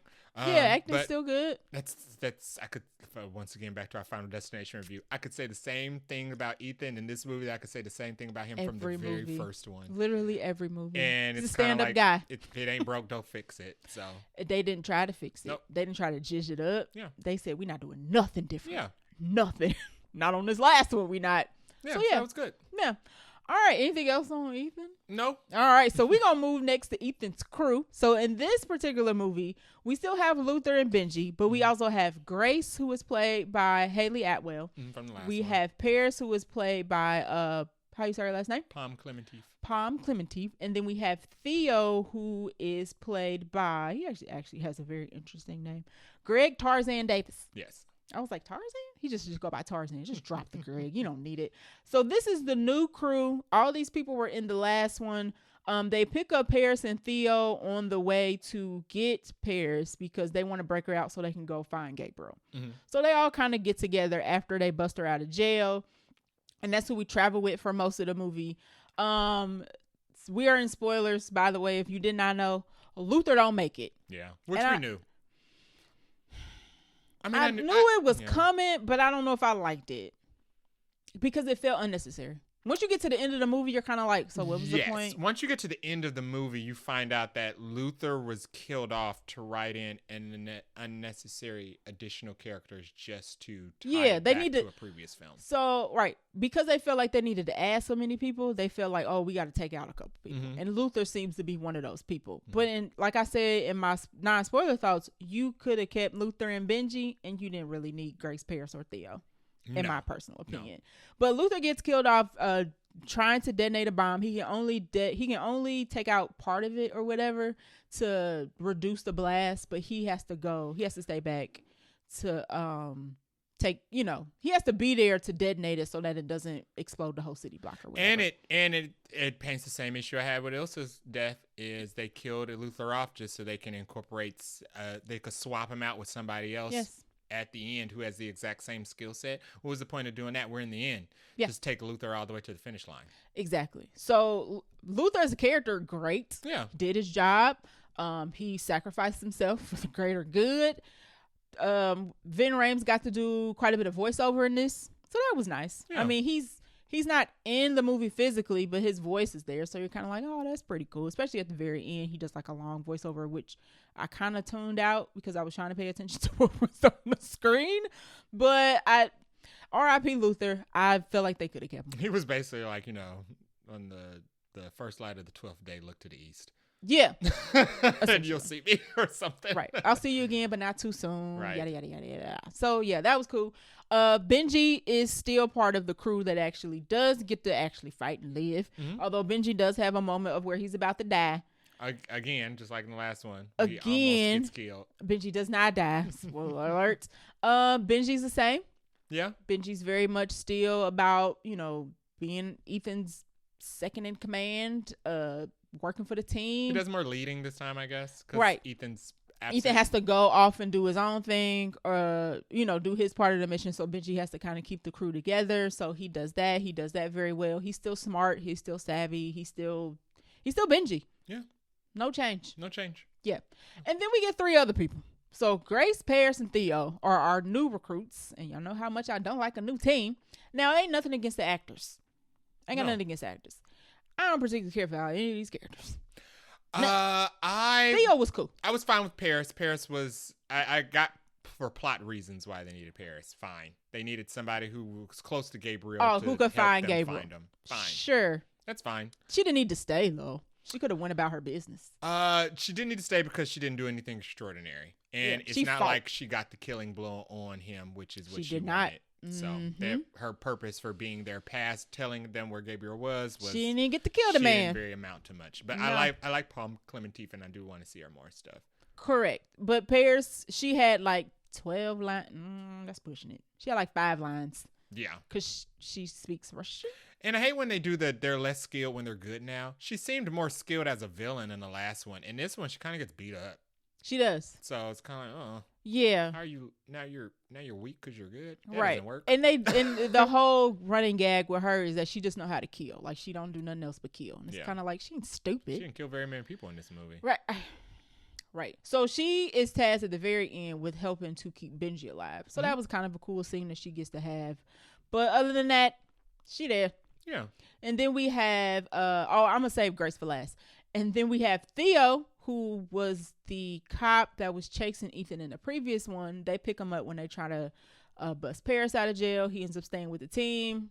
As far as the story, he really did nothing. I'm trying to think of what he did. He wasn't he literally told the characters at the end. He literally told the characters run off to the server room because I have nothing to do in there. Yeah. He literally didn't offer any type of additional skills. He said, "Y'all go because I can't help y'all." He wasn't as skilled as any other previous IMF agents. There was a moment. Yeah, there was a moment where he could have saved Paris, and that would have been like, oh, okay, you're worth your medal. But he missed. Yeah. And he wasn't. The guy wasn't even that far away. You're an agent of some sort. You can't shoot a gun. Nice guy. Acting was fine. But the character? Fine.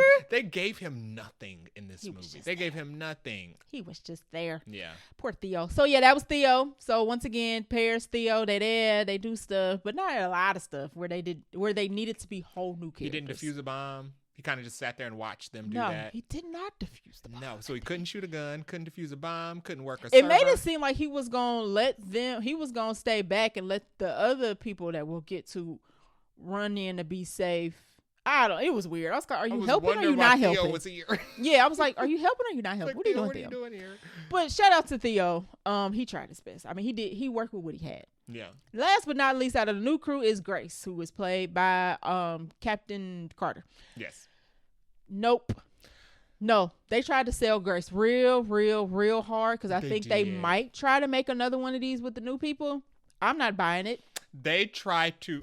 I'm not buying it. Here's my theory. She ain't do nothing. Here's my theory. Go ahead. I'm not sure why Rebecca Ferguson had to be killed off. We don't know. Didn't want to come back. I'm not going to speak that into the existence. Y'all can have your own debates about that. However, Grace was clearly supposed to be Ilsa, and if she wasn't, that's poor writing because they tried to shoehorn a relationship between Grace and Ethan so hard when weird. The fact of the matter is they don't know each other. None. We know in the opening of this movie that immediately after they knew each other for maybe 48 hours in the first movie and they barely had actual dialogue with each other. Right, and she didn't even really trust Ethan like that. She didn't really trust Ethan like that until he saved her life at the end of the movie. Right. We know in the beginning of this movie they haven't seen each other since the end of that last movie. She went off to work with Kitchen. And he went on the run with the keys. So they haven't even built up a rapport over the time between the films. They ain't texting or nothing. So it was very strange that he was daydreaming of her when she was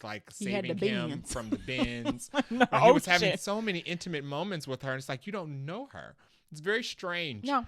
It wasn't working. Grace didn't have any particular skills that made her fun or interesting. She wasn't a killer. She was supposed to be the pickpocketer, but she didn't pickpocket nothing. In the beginning of the fight with Ethan, when they are captive by Gabriel, she almost gets beat up there. She sucks.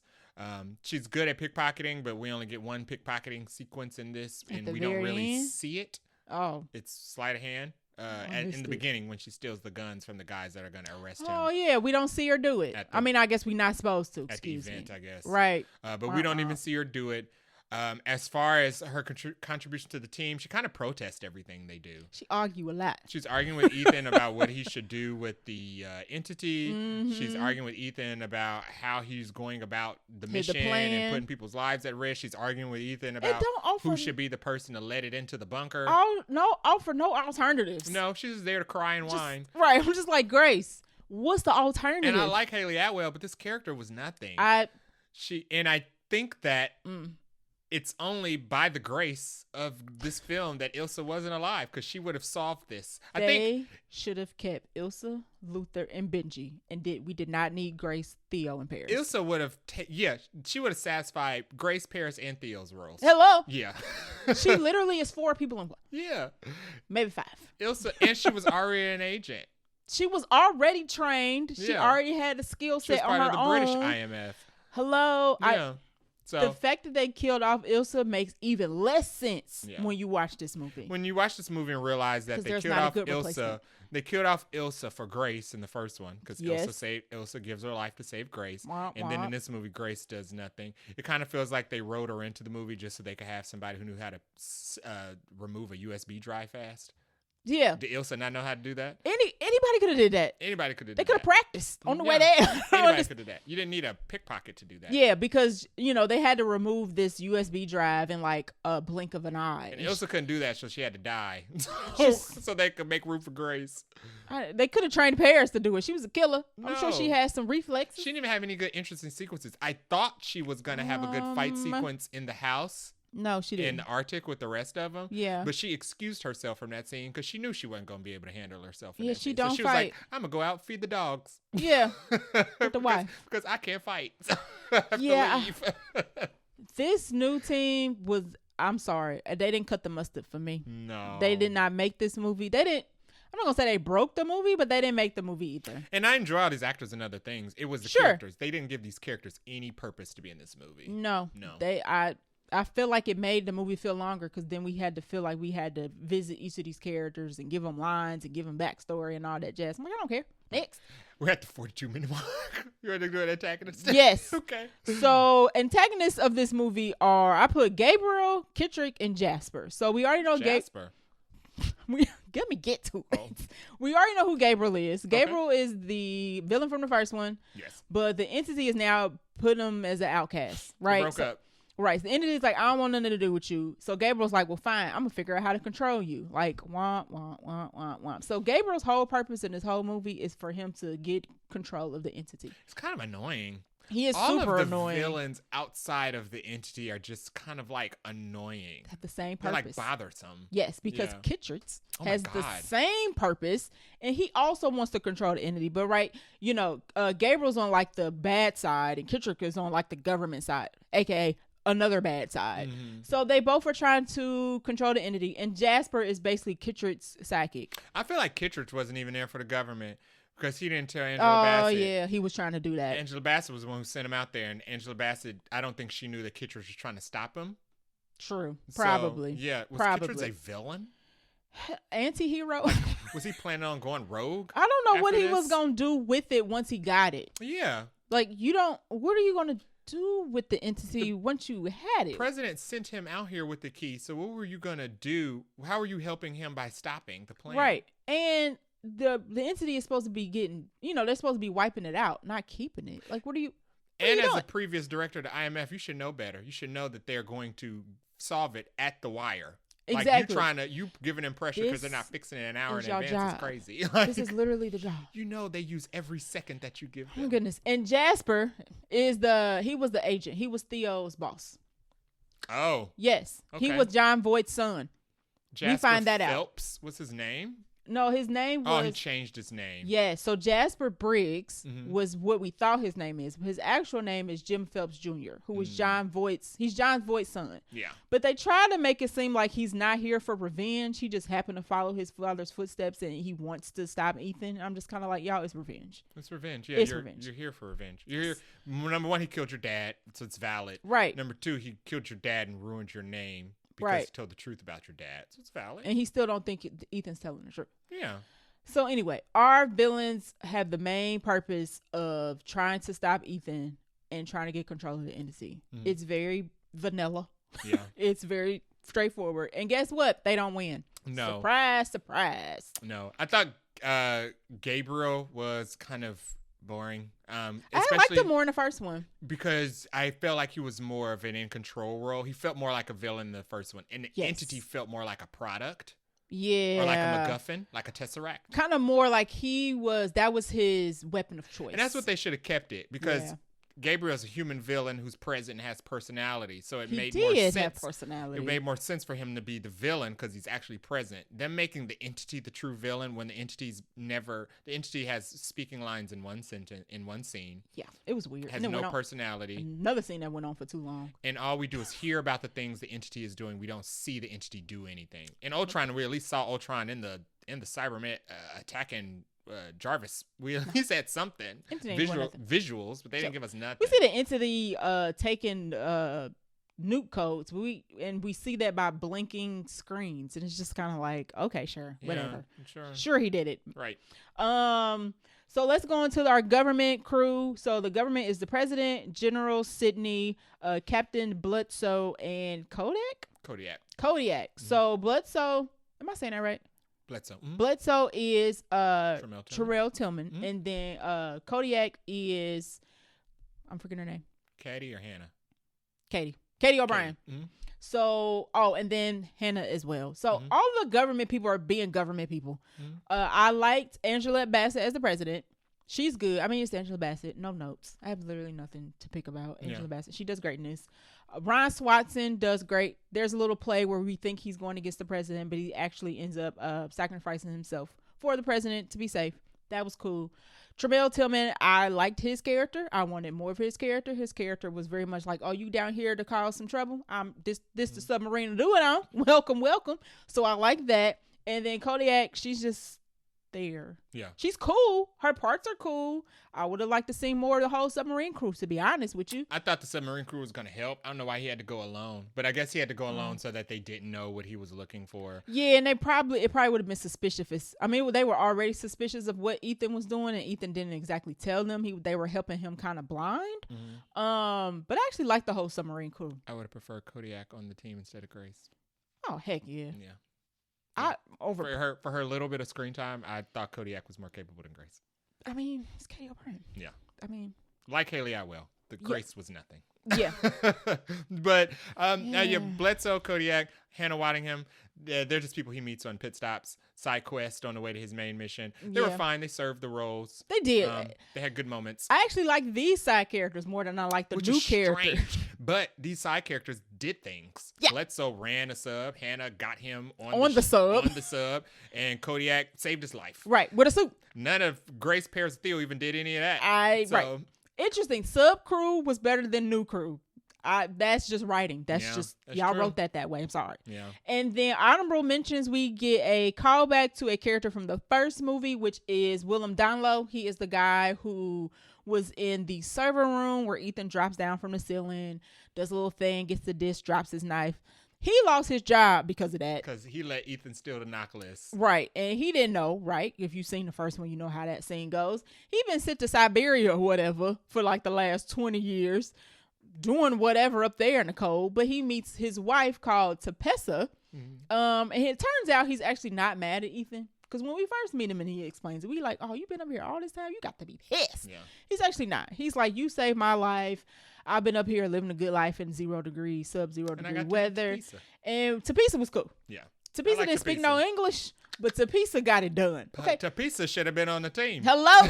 Tepessa did more than Grace. Tepessa was putting in that work. Okay, she was fighting. Without Tepessa, they never would have found Ethan in the Arctic. Hello? When he had the bends. Well, listen. That was Tepessa. He was literally dying. That wasn't Grace. It was Tepessa. It was all Tepessa. It was all Tepessa. Tepessa was like, you drive, I'm asleep. I'm going to take a nap. Okay, I'm going to teach you how to drive so you don't kill us. Right. And there was parts of the movie where we didn't know if Tepessa and Donlo were actually alive.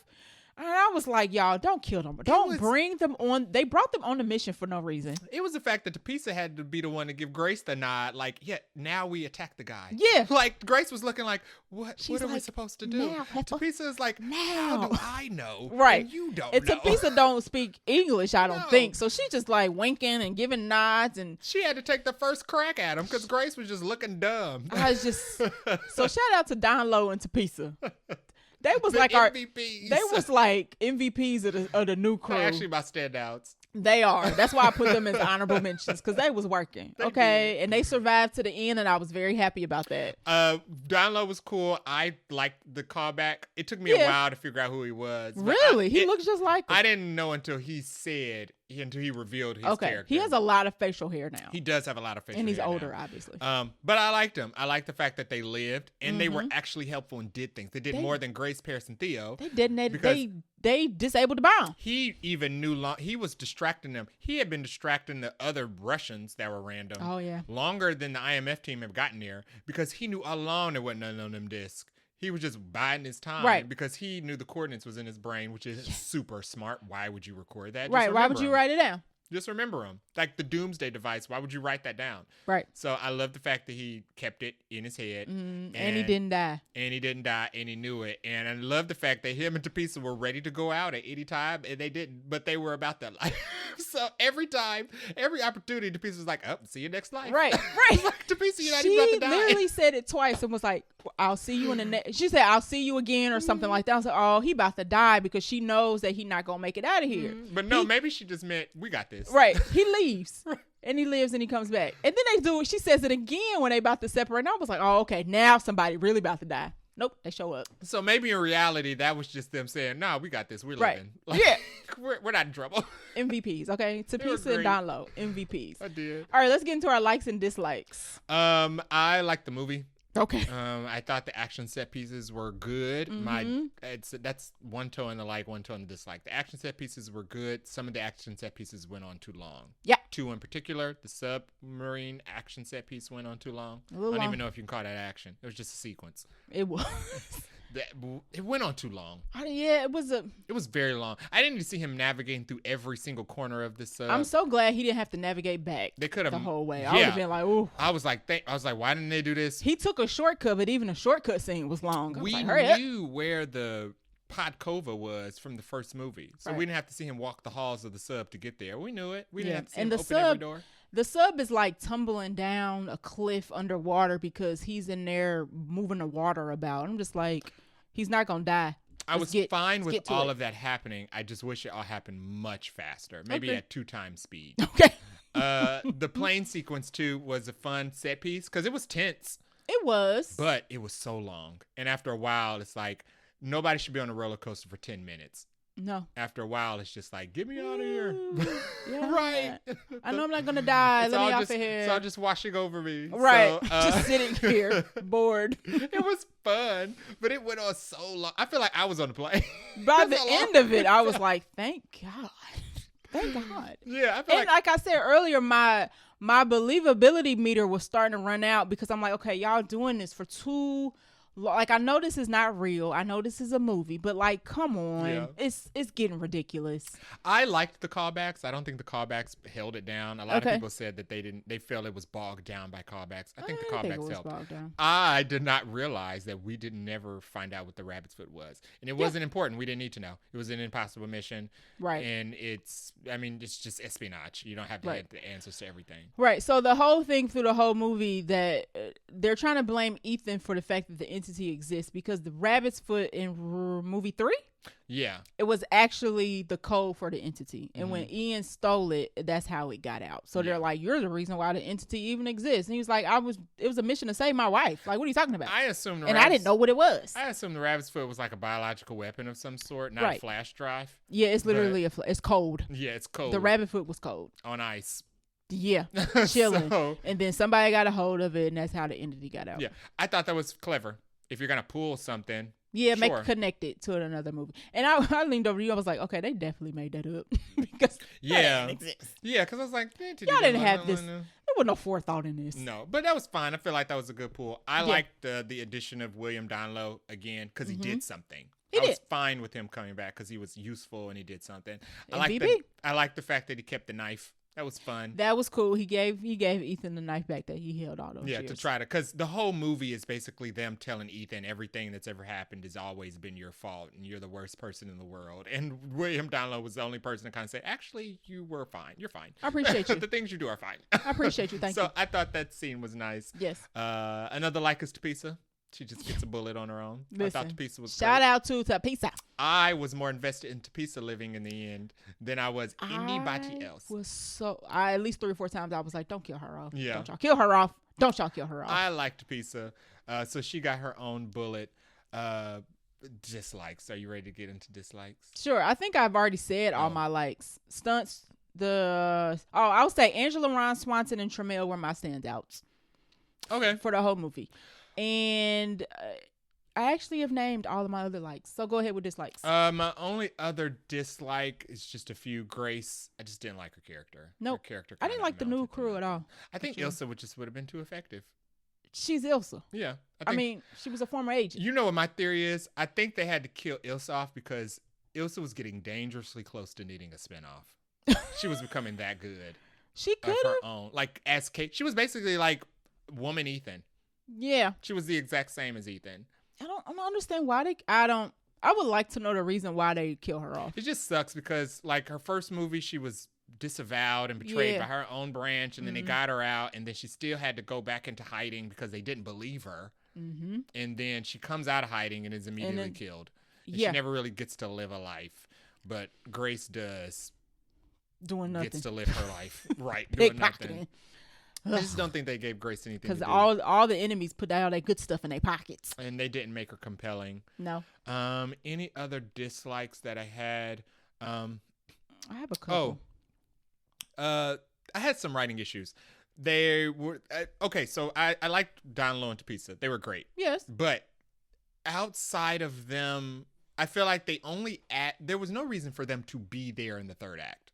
No. When they left, so we leave them after they get the coordinates and their house get burned down. They continue on the mission with the rest of the crew, and it's kind of like, why? Why did y'all bring these two people unexperienced two people on this dangerous mission? You got Theo. Risking their lives. He's young enough and unexperienced. You got Theo, Grace, and Paris. Yeah, why do you need these two? And Benji. Because at that point, they did not know that they were going to they did not know to expect a bomb. And even if they did, William Downlow's character said he had no bomb defusing experience. But somehow figures it out in 14 minutes or less. And I had an issue with the fact that there was no reason to bring these old people along on this dangerous mission other than to die in this cave. And then they didn't die in a cave. And then my mind was like, okay, so y'all brought them along because you needed a bomb diffuser, because you needed somebody to defuse a bomb that Luther somehow could not. Oh my goodness. That doesn't make sense. There was a character earlier in this movie who could defuse bombs. Luther could have defused this bomb, and it made zero sense that these people found a way to defuse a bomb. As much as I like them, it makes zero sense that they found a way to defuse the bomb that Luther could not in a manner in which would give them enough time to get out. I just didn't like the fact that one of my dislikes is that Luther dying felt unnecessary. And this bomb was bigger. Huge. Yeah. Super huge. It was like 9 times the size as the bomb Luther had. Right.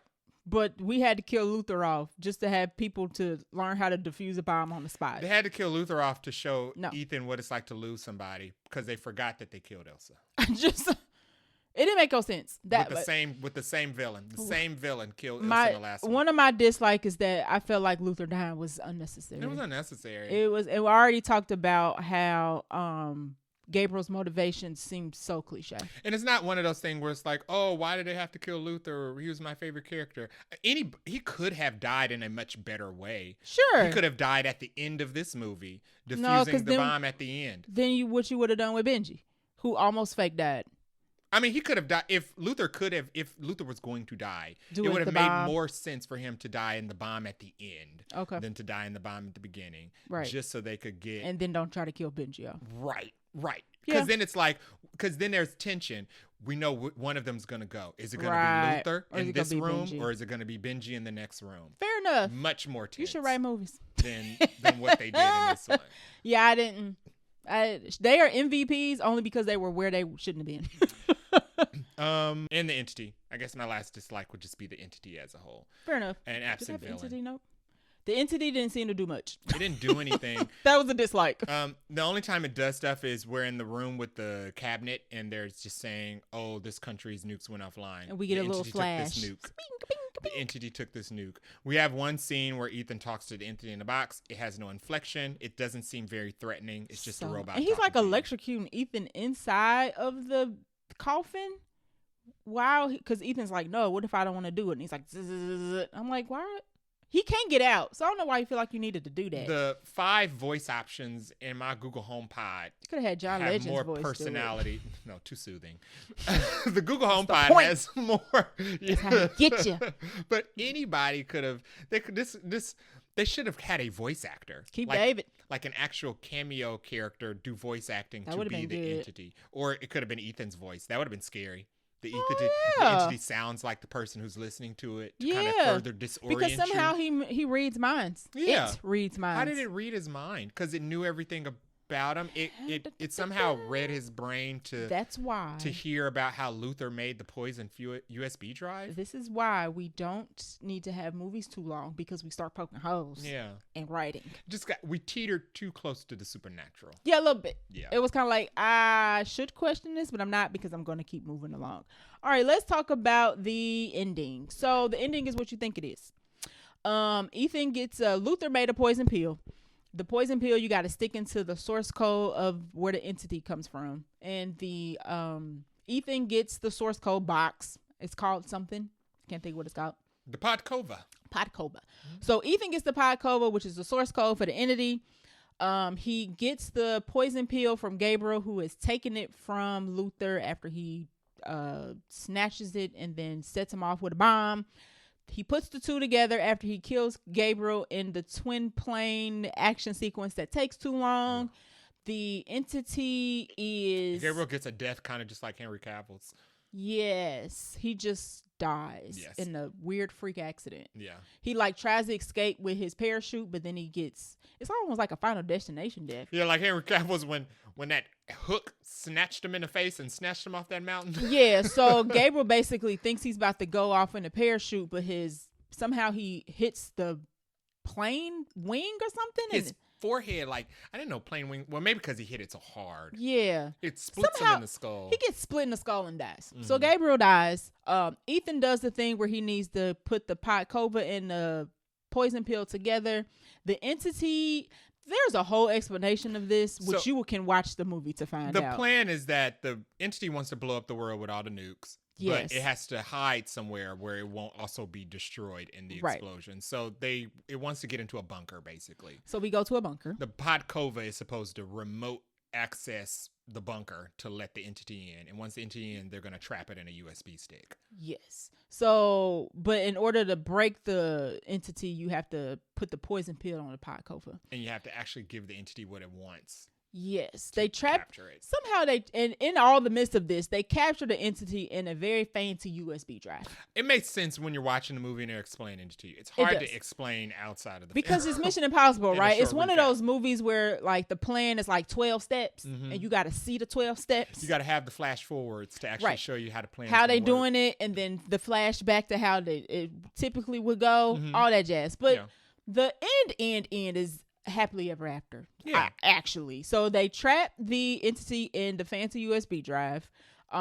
Grace ends up saving it and giving it to Ethan at the very end. And then the crew, everybody lives. So our VIPs live, our crew lives, everybody in the government lives, but Ron Swanson, because he takes a hit because a Secret Service agent does something real stupid and tries to kill his president. But all of those people live. And then our new crew, we do the typical thing that we do at the end of a Mission Impossible movie where everybody looks at each other, smiles, does a head nod, and everybody goes their separate ways. Yeah. And that's it. Until they get reunited for the next mission. So this is supposed to be the final one, and to be honest, it doesn't feel like it. It doesn't feel like it. It ends the exact same way the rest of the movies end. There's no final send-off type of sequence. There's no speech. We do have Luther giving a voiceover, but it still doesn't feel... His voiceover stops before we get to the very final scene. Yeah. So we're not given a see you later... It was nice working with you. The way all take these a nice movies, vacation. Nothing. You know what felt more final? What felt more final was the one where I think where Rogue they said Nation, where you find out his wife was actually alive. Yes. I was about to say that one. Yeah, that one. Because you didn't know the whole movie. You thought she died off screen, and then you find out she's alive. She's living happy. And that's where they were sitting at the end. They were at like a dock or something. Yeah, and then they all pick up their phone and they all go on their own mission. Yes, it was like this, but they don't pick up the phone. But this one felt more like a see you again versus a never see you again. Yeah, it didn't feel like a conclusion, which is fine. It felt like it ended like the rest of them. I do hope, well, and that's the end. The movie goes off. There's no after credit scenes or nothing like that. Yeah. I do hope that this is it, though. I don't know if they did another Mission Impossible with a new team without Tom Cruise. I don't know. I'm not interested in this team. No. Nah, I'm not. And I don't think I'm interested in another Mission Impossible because we're not doing nothing new. At this point. Not at this point. And I'm sure they can think up some more crazy stunts, but y'all gonna show the whole stunt in a movie. I mean, in the trailer and the promo. So I'm gonna be like, I've already seen it. I'm fine with this being the last one because there's 8 at this point. Exactly. So we've had enough. But y'all not doing nothing new. This movie doesn't do anything. I mean, I think a lot of people might have been saying that it felt conclusive because of all the callbacks and going back to Fast and Furious does that. Yeah, in all of their movies, but they go back to like, oh, remember in the first movie when we had to race this one-off guy? Well, now he's a supervillain in the sixth one. Right, like the movie opens with a rehash of all the other movies, and I still wasn't like, oh, this is it. Yeah. No. So just because it reached back didn't make it feel more final. Not at the end. They should have filmed the end differently if they wanted us to feel like this was the end. Like a monologue or him giving a speech or saying They goodbye. should have saved the montage of what Angela Bassett was saying at the beginning for the end. The characters don't even feel like they're gonna. The characters feel like after the scene is over, they're gonna meet up somewhere at a coffee shop. Because Benji don't even like. I thought at least Ethan and Benji would have had a talking moment because they worked together like the longest out of all the people in the crew. Now nothing. He has a more intimate moment with Grace. Exactly. In the crowd, which is weird. Oh, Grace, Lord be Grace. So yeah, that's how the movie ends. And do you have a favorite line or scene? Do I have a favorite line or scene? That hard, huh? A favorite? Yes. Line or scene. My favorite scene is finding out Dunlow and Tapisa lived from the explosion at the end. That was a nice little, the way they did that. We didn't know. The power cuts out and it's in the dark. And Haley Atwell turns around with the glowing stick and the first face we see it's Tapisa. I was like, Mama survived. Yeah, she did. And then we see Dunlow. And then we see Theo. And I would have been, Theo was fine, but I thought it was going to be like, Theo didn't make it. I would have been like, that's fine. But he made it too. So that's great. Because you assume the old people not going to make it, right? Right. But Tapisa was first show up like, girl. Right. Y'all ain't bring me out here for nothing. Exactly. And I'm going back home. She said, I said I'd see you again. Right. And I meant it. In this life. 10 minutes from now. So I would say I had two favorite scenes. Okay. My first favorite scene was the one with Luther and Ethan at the end. Because Luther gives a very nice, like, I have no regrets. I live my life. You know, I'm about to sacrifice myself. And, you know, it was just a nice, Vin Rames did that scene very nice. Mm-hmm. Yeah. So that was a good scene. Although Ethan don't shed a single tear in that scene. I was like, you ain't gonna cry at all about No, Luther? He seems more angry. Yeah, which is fine. But Vin Rames made that scene. And then my second favorite scene was when we first meet Tremel Tillman's character. Because he was fun. He gives a little Milchek, which is good. Yeah, he's not beating those allegations. No, he's not. He is literally Milchek as a submarine captain. This could be one of his other severed jobs. It could, literally. But he was good. He is still Milchek, but Milchek's like a great character. So you're not mad to see him in something else in a different clothes, a different uniform with different people. So that was my favorite because he's very much kind of like, what is you doing here? And I like the fact that he didn't give grief. Like Ethan didn't have to argue with him to convince him what's happening. Tremel Tillman was like, I'm down here to cause trouble. He did. And you come to the right place. Right. He was like, I'm looking for something, and I think you might can help me. Yeah. Let's get it done. Right. Right. So I love that. I really liked his character. So those are my two favorite scenes. Shout out to Vin Rames and Tremel Tillman. And I love the fact that Angela Bassett let Ethan go. That was a without cool having sequence. to argue. Because at this point, she's also not new. Right. So why we shouldn't have to re-explain Angela Bassett's character why Ethan needs to go do this impossible mission. And I think it helped because she was the former CIA director. And I like that she did it covertly, and then everybody else was like, you did it? She was like, I'm the president. And probably I do what I want. They helped her cover up that her agent Henry Cavill tried to nuke the world in the last 2 She was movies. like, you did me a solid. Right. I'm gonna do you a solid. As long as you keep this under wraps, I always owe you. Right. Right. She was a good president. She was. I liked her. Do you have any random notes? I have some random notes. Sure. How'd they get the tape to Ethan if they didn't know where he was? That's one of my random notes. Our opening sequence is Ethan, as always, getting a piece of tape, CD or whatever, and Angela Bassett is saying like, hey, I need you to come in, we don't know where you are, you've been missing, like, please, we need this key, stop playing. You knew where to send the tape or where to drop the tape off for him to get it, so that means he's in the vicinity. If you don't know where he is, do a city sweep. How does y'all get the tape to him? It was strange, but yes, that was one of my notes as well. Sylvester Polis from Alien, that was a note number 2. Mm-hmm. Under that, I put the recap everybody knows about. That was the VHS tape. It was. Because we already saw this movie. She was literally re-explaining the whole first movie. She explained all the movies. Yeah. All of them. We both noticed this. Gabriel was off screen for a full 20 seconds during the fight sequence when Ethan and Grace were captive. Editing. So we have a fight sequence, and Ethan and Grace are trying to get away. Mm-hmm. And we see Gabriel. He's in the room. And Gabriel's threatening them. And then Ethan breaks away and there's a fight, but Gabriel's not in the fight. And we're like, well, where's he at? And then he just pops up like, hey, I forgot I was sleeping. Don't worry. He was in the room. I'm still here. He just pops up out the side screen and say, don't shoot them. Like, Right. And it was where were like, you? where did you go to the bathroom? You going to join It's the fight? literally like he went to the bathroom and came back Do you have a mid-fight. gun? It Are was you weird. armed? It was weird editing. I don't know what was going on there. I didn't understand why Ethan couldn't hijack a car to go save Luther. He had to run all of London. The most running, I think, in any Mission Impossible. So when Ethan is trying to go save Luther from when him and Grace unchain themselves, he runs, not snatches a car, a bike, still a Vespa. car. He literally runs. Why are you running? For no reason. Yeah. There's no traffic either. So he wasn't even like ran into like a traffic jam. No, it's they had like to make sure nobody was going to run him over. He was running. Literally like 2:00 in the morning. And he's running. Sense. It didn't make no sense. It made no sense why he ran. Tom Cruise just wanted to run I thought that was funny, though. multiple times in this movie. Why are we still debating the Skynet theory in 2025? That was frustrating. The cabinet still trying to debate. Stupid maybe government. the AI won't do this, or maybe the AI won't do this. The AI will do exactly what it's doing because it's telling you. James Cameron told us. Hello. When he made Terminator. And Terminator 0. So, and it's 2025. We're still having these debates about the ethics of AI. I hate how the government always got to be stupid. Like, can we have a smart government? It's make believe, y'all. Can we make the government smart for once? Literally. And not just the president. Can the people around the president also be smart? Guess not. The submarine scene was fine. It would have been faster. I wish it was faster. Okay. I couldn't get past the fact that he would have died under that pressure at submarine level, y'all, not in a suit. He takes the suit. He cuts the suit off himself. You're now in the he Arctic. like a million leagues under the sea. It's not even fish. Swims up to the top, and he don't get the bends until like 5 feet below the surface. It's too cold and too much pressure for the fish.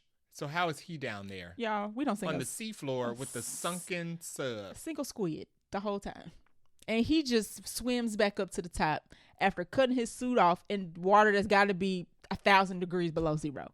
That's what I'm saying. This movie was too long because I was like, my suspend my disbelief meter is out. We out. It's done. It's done. It's finished. No. I'm at 0. Yeah, I thought that was a little ridiculous. Yeah. I have a couple. Go ahead. It was cheesy when they said the title in the movie. Gabriel says, "This is the final reckoning," and I'm like, I know it. I bought the tickets. Yeah. I get it. And then I also did not like in the twin plane scene where we kept looking at the poison pill around Gabriel's neck. It hasn't moved. We know that Gabriel has the poison pill. Like, we have not forgot. He took it. He put it around his neck. He left. They show it once. They show it twice. Like, we ain't forget it. They show it 3 or 4 times. And I'm like, where would it have gone, y'all? We get it. You we would have get thought it. Grace was there as much as they wanted us to make sure it was right. still around his neck. Like, did the ghost take like it? Steal. Did it walk away? For some reason, the editing was so goofy because they kept showing us the poison pill around his neck. And I'm like, unnecessary sequence. Unnecessary scene. Why do we keep saying this? And then when Ethan finally takes it, he's like, oh my God, it's gone. Like, yeah, finally. Thank God. Because we've been looking at it all day. So yeah, I thought that was weird. My last one was, what was Gabriel's plan if Ethan flew off the plane with a Podkova in his pocket? Yeah. Because you have 10 minutes left to save the world. He's actively trying to kill Ethan. And you need the Podkova in order to take over the entity or you will die. Everybody will die. Yes, there's a Thanos line, kind of. So, yeah, he talks about it coming back to him. Mm-hmm. As everywhere I go, you'll follow with the Podkova. The Podkova will come to me. Because he has a poison pill. But what were you going to do if he body flew off this plane and crushed? And you only had 10 minutes. And the Podkova. You are so high up. Who knows what island or what part of the earth he's going to land on. And the Podkova could have flew somewhere else. With all this wind. Yeah. Or if he landed on it. And crushed it. Or it landed in water. Is it waterproof? I don't know. We didn't really establish that. No, because he had to put it in a waterproof bag when he took it out of the thing. So it's not. It didn't make, once again, bad writing. Yeah. And the longer this movie is, the more you start poking holes in it. And the longer we were on that plane, I was like, shouldn't you land so you can get this Podkova? Ain't you gonna run out of gas? Yeah, he did.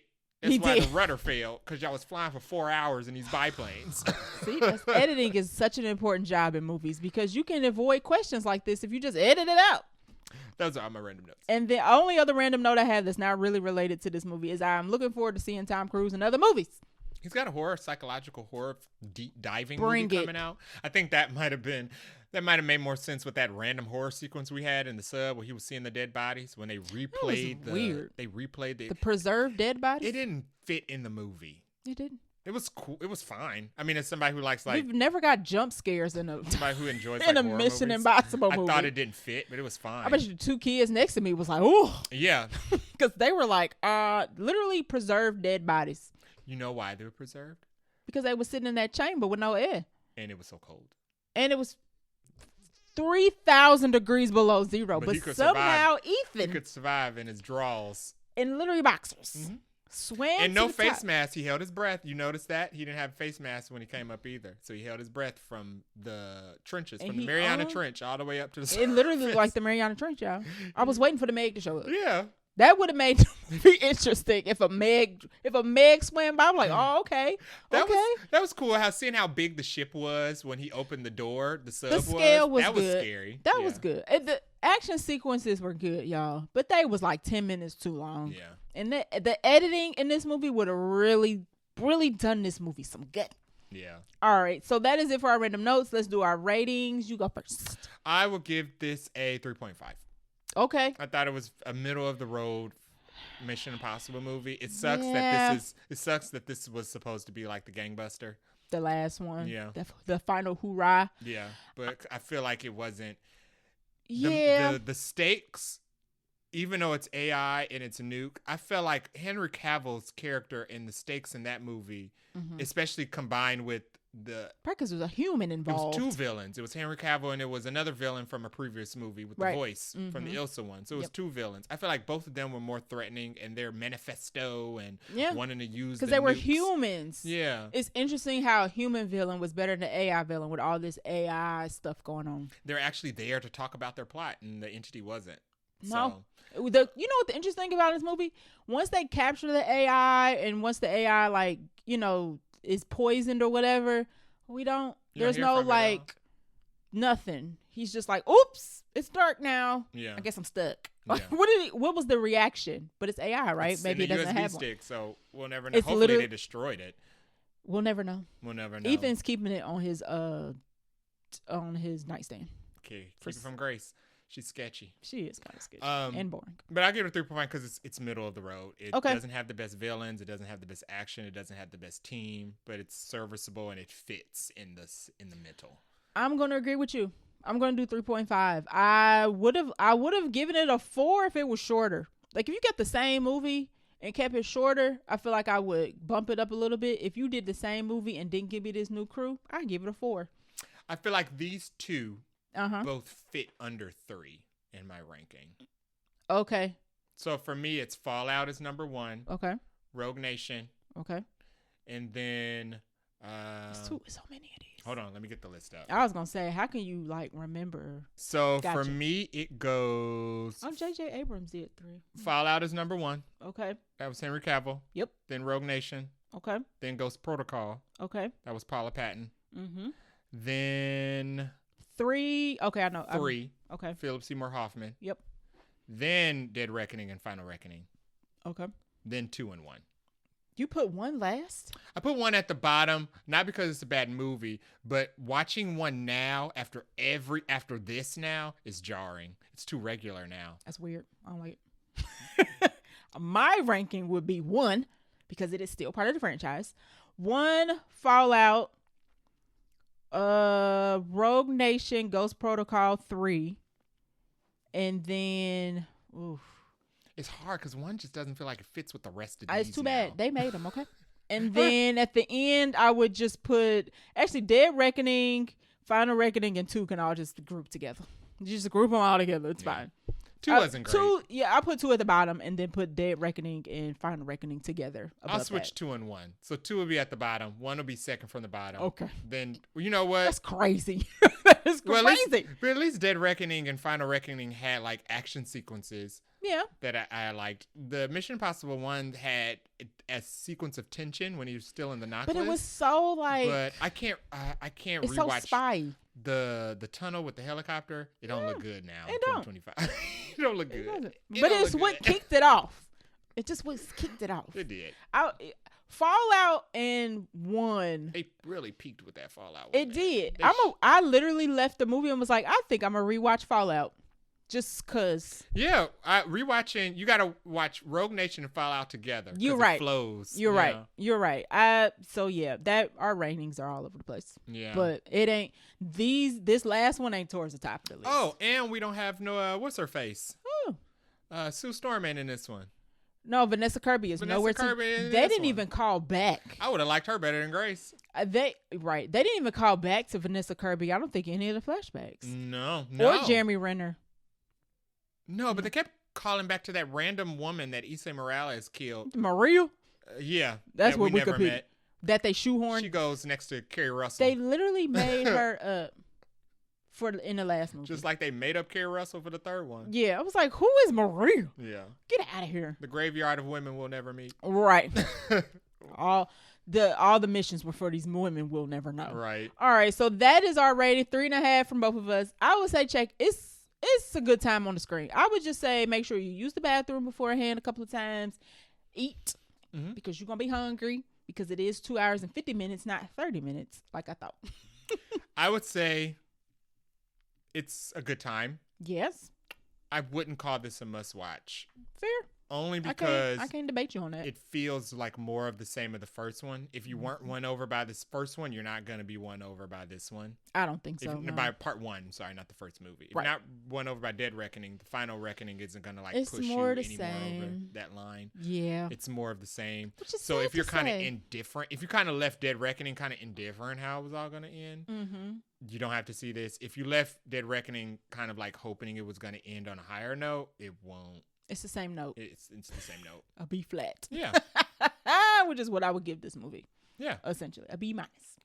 B minus is fine. Yeah. All right. So that is it for our review of Mission Impossible Final Reckoning, the last supposedly of the franchise. Hopefully, y'all, let's just let this rest in pieces, please. And let's think of something new going forward. All right. What are we watching next week? Is it Lilo and Stitch? Yes. Okay. You don't sound. Are we good with that? Are you good with that? What was the other alternative? The movie I'm not watching. I'm not watching Bring Her Back. I can't do it. I can't. Jay really, really wants to see it. He was so good. I can't. I can't do it. I need to find him a deep horror movie buddy for when I can't go. It's fine. I can watch it by myself. Okay. But we gonna watch it when it comes out. We gonna watch Lilo and Stitch. Yeah. I have not seen the original. Have you seen the original? Yeah, once. Okay. Apparently there's some changes. I don't know what. I wouldn't be able to notice those, and I'm not going back and watching that first one. I'm not watching the first one either. So, but everybody's loving it. It's probably it's doing gangbusters at the box office. It's about to break Memorial Day records. So, is there a popcorn bucket? Sure. It looks like Stitch. Does it? What's yes. the Cinemark one? I don't know, actually. You know, I didn't realize that theater chains are actually the ones responsible for, they have their own independent places that make those buckets. That makes sense because they be saying they don't make no money. That right, and that's why they differ between each of the chains. Like Regal been on it, but we don't go to Regal. I don't think we have a Regal. Stuff. So they have a Stitch cup. That's his head, his whole head with his ears. Oh, it's a cup, and you take the top off. It comes with a straw. So you drinking out his brain. They have a popcorn tub that's attached to a plushie. It's a plushie holding the bucket. That's gross. Of Stitch. I don't want. I think the plush is detachable. Okay, I don't butt on my plushie. There's also a popcorn tin that has a Lilo and Stitch bag clip attached to it. I'm not sure what you need a bag clip with a popcorn tin. Nope. He's got 2 cups, but none of his buckets look amazing. Okay, they really knocked it out the park with that Brave New World bucket with the wings. It did with the drink on the side. Now, have you seen Jurassic Park bucket? No, I haven't. Cinemark has a Jurassic Park bucket? I think it's Regal. It's not Cinemark. There's Jurassic Park bucket where the bucket, popcorn bucket part is a pod with a dinosaur in it, like a little baby dinosaur, like an embryo. Oh, that's cute. And then on the side of it is a cup with a straw. Okay. Yeah. So I might have to get that one. That's at Regal, though. We don't have Regal. I don't know what's at Cinemark. Although it's can't you order online? Probably. Regal has a Marcus Theater, I think, is a Regal. We don't go to that one though. Oh no, Cinemark is getting a popcorn bucket. It's gonna have a T-Rex head popcorn bucket, which is a whole T-Rex head. So eating out of his brain. And then it'll just have 2 regular tins. Okay. Yeah. I'm a tin person. I like round tins, but it gotta have a little pizzazz. It can't just be basic. Yeah. A little something. You get refills with your own bucket? If you eat the whole thing in a movie, they'll refill it for you. For free? Yeah. Oh, But you got to eat the whole thing. You got to eat the whole thing at the movies and then refill it before you leave. Yeah, I don't know why I don't stop and get a refill on my way out. Oh, no. Them is on new bucket purchases, sir, not yours. Oh. Yeah, once you leave the building, Boo. that's it. How do they know? Because they not selling Brave New World buckets. They be asking if I picked it up. They do. I should try it because they don't pay enough attention. You might. But then time they're going to charge you for the... I don't know. Would they? He's trying to get us banned from the only movie theater we like. All right. That is it for our episode. If you like our show, please give it a share. You can leave us a review on Apple Podcasts or your favorite podcast app or on our website, vaguelynerdypodcast.com. Where you can if you hear a story about us getting kicked out of a movie theater, it's because it's Jay's fault. You can also leave us a review about not how to steal popcorn on our website. You can leave us a voice message that we can play on the show if it's nice. If it's not, I will find you on LinkedIn and get you fired from your job. You can follow us on Threads and IG at Vaguely Nerdy Podcast. We are also on Blue Sky and the Bird app at Vaguely Nerdy Pod. You can reach us on Gmail at vaguelynerdypodcast@gmail.com. And if you're listening on a podcast app, you can watch our animated show on the YouTube. And if you'd like to give us a monetary donation, you can go to kofi.com/vaguelynerdypodcast and we'll take a little change that goes towards our hosting services.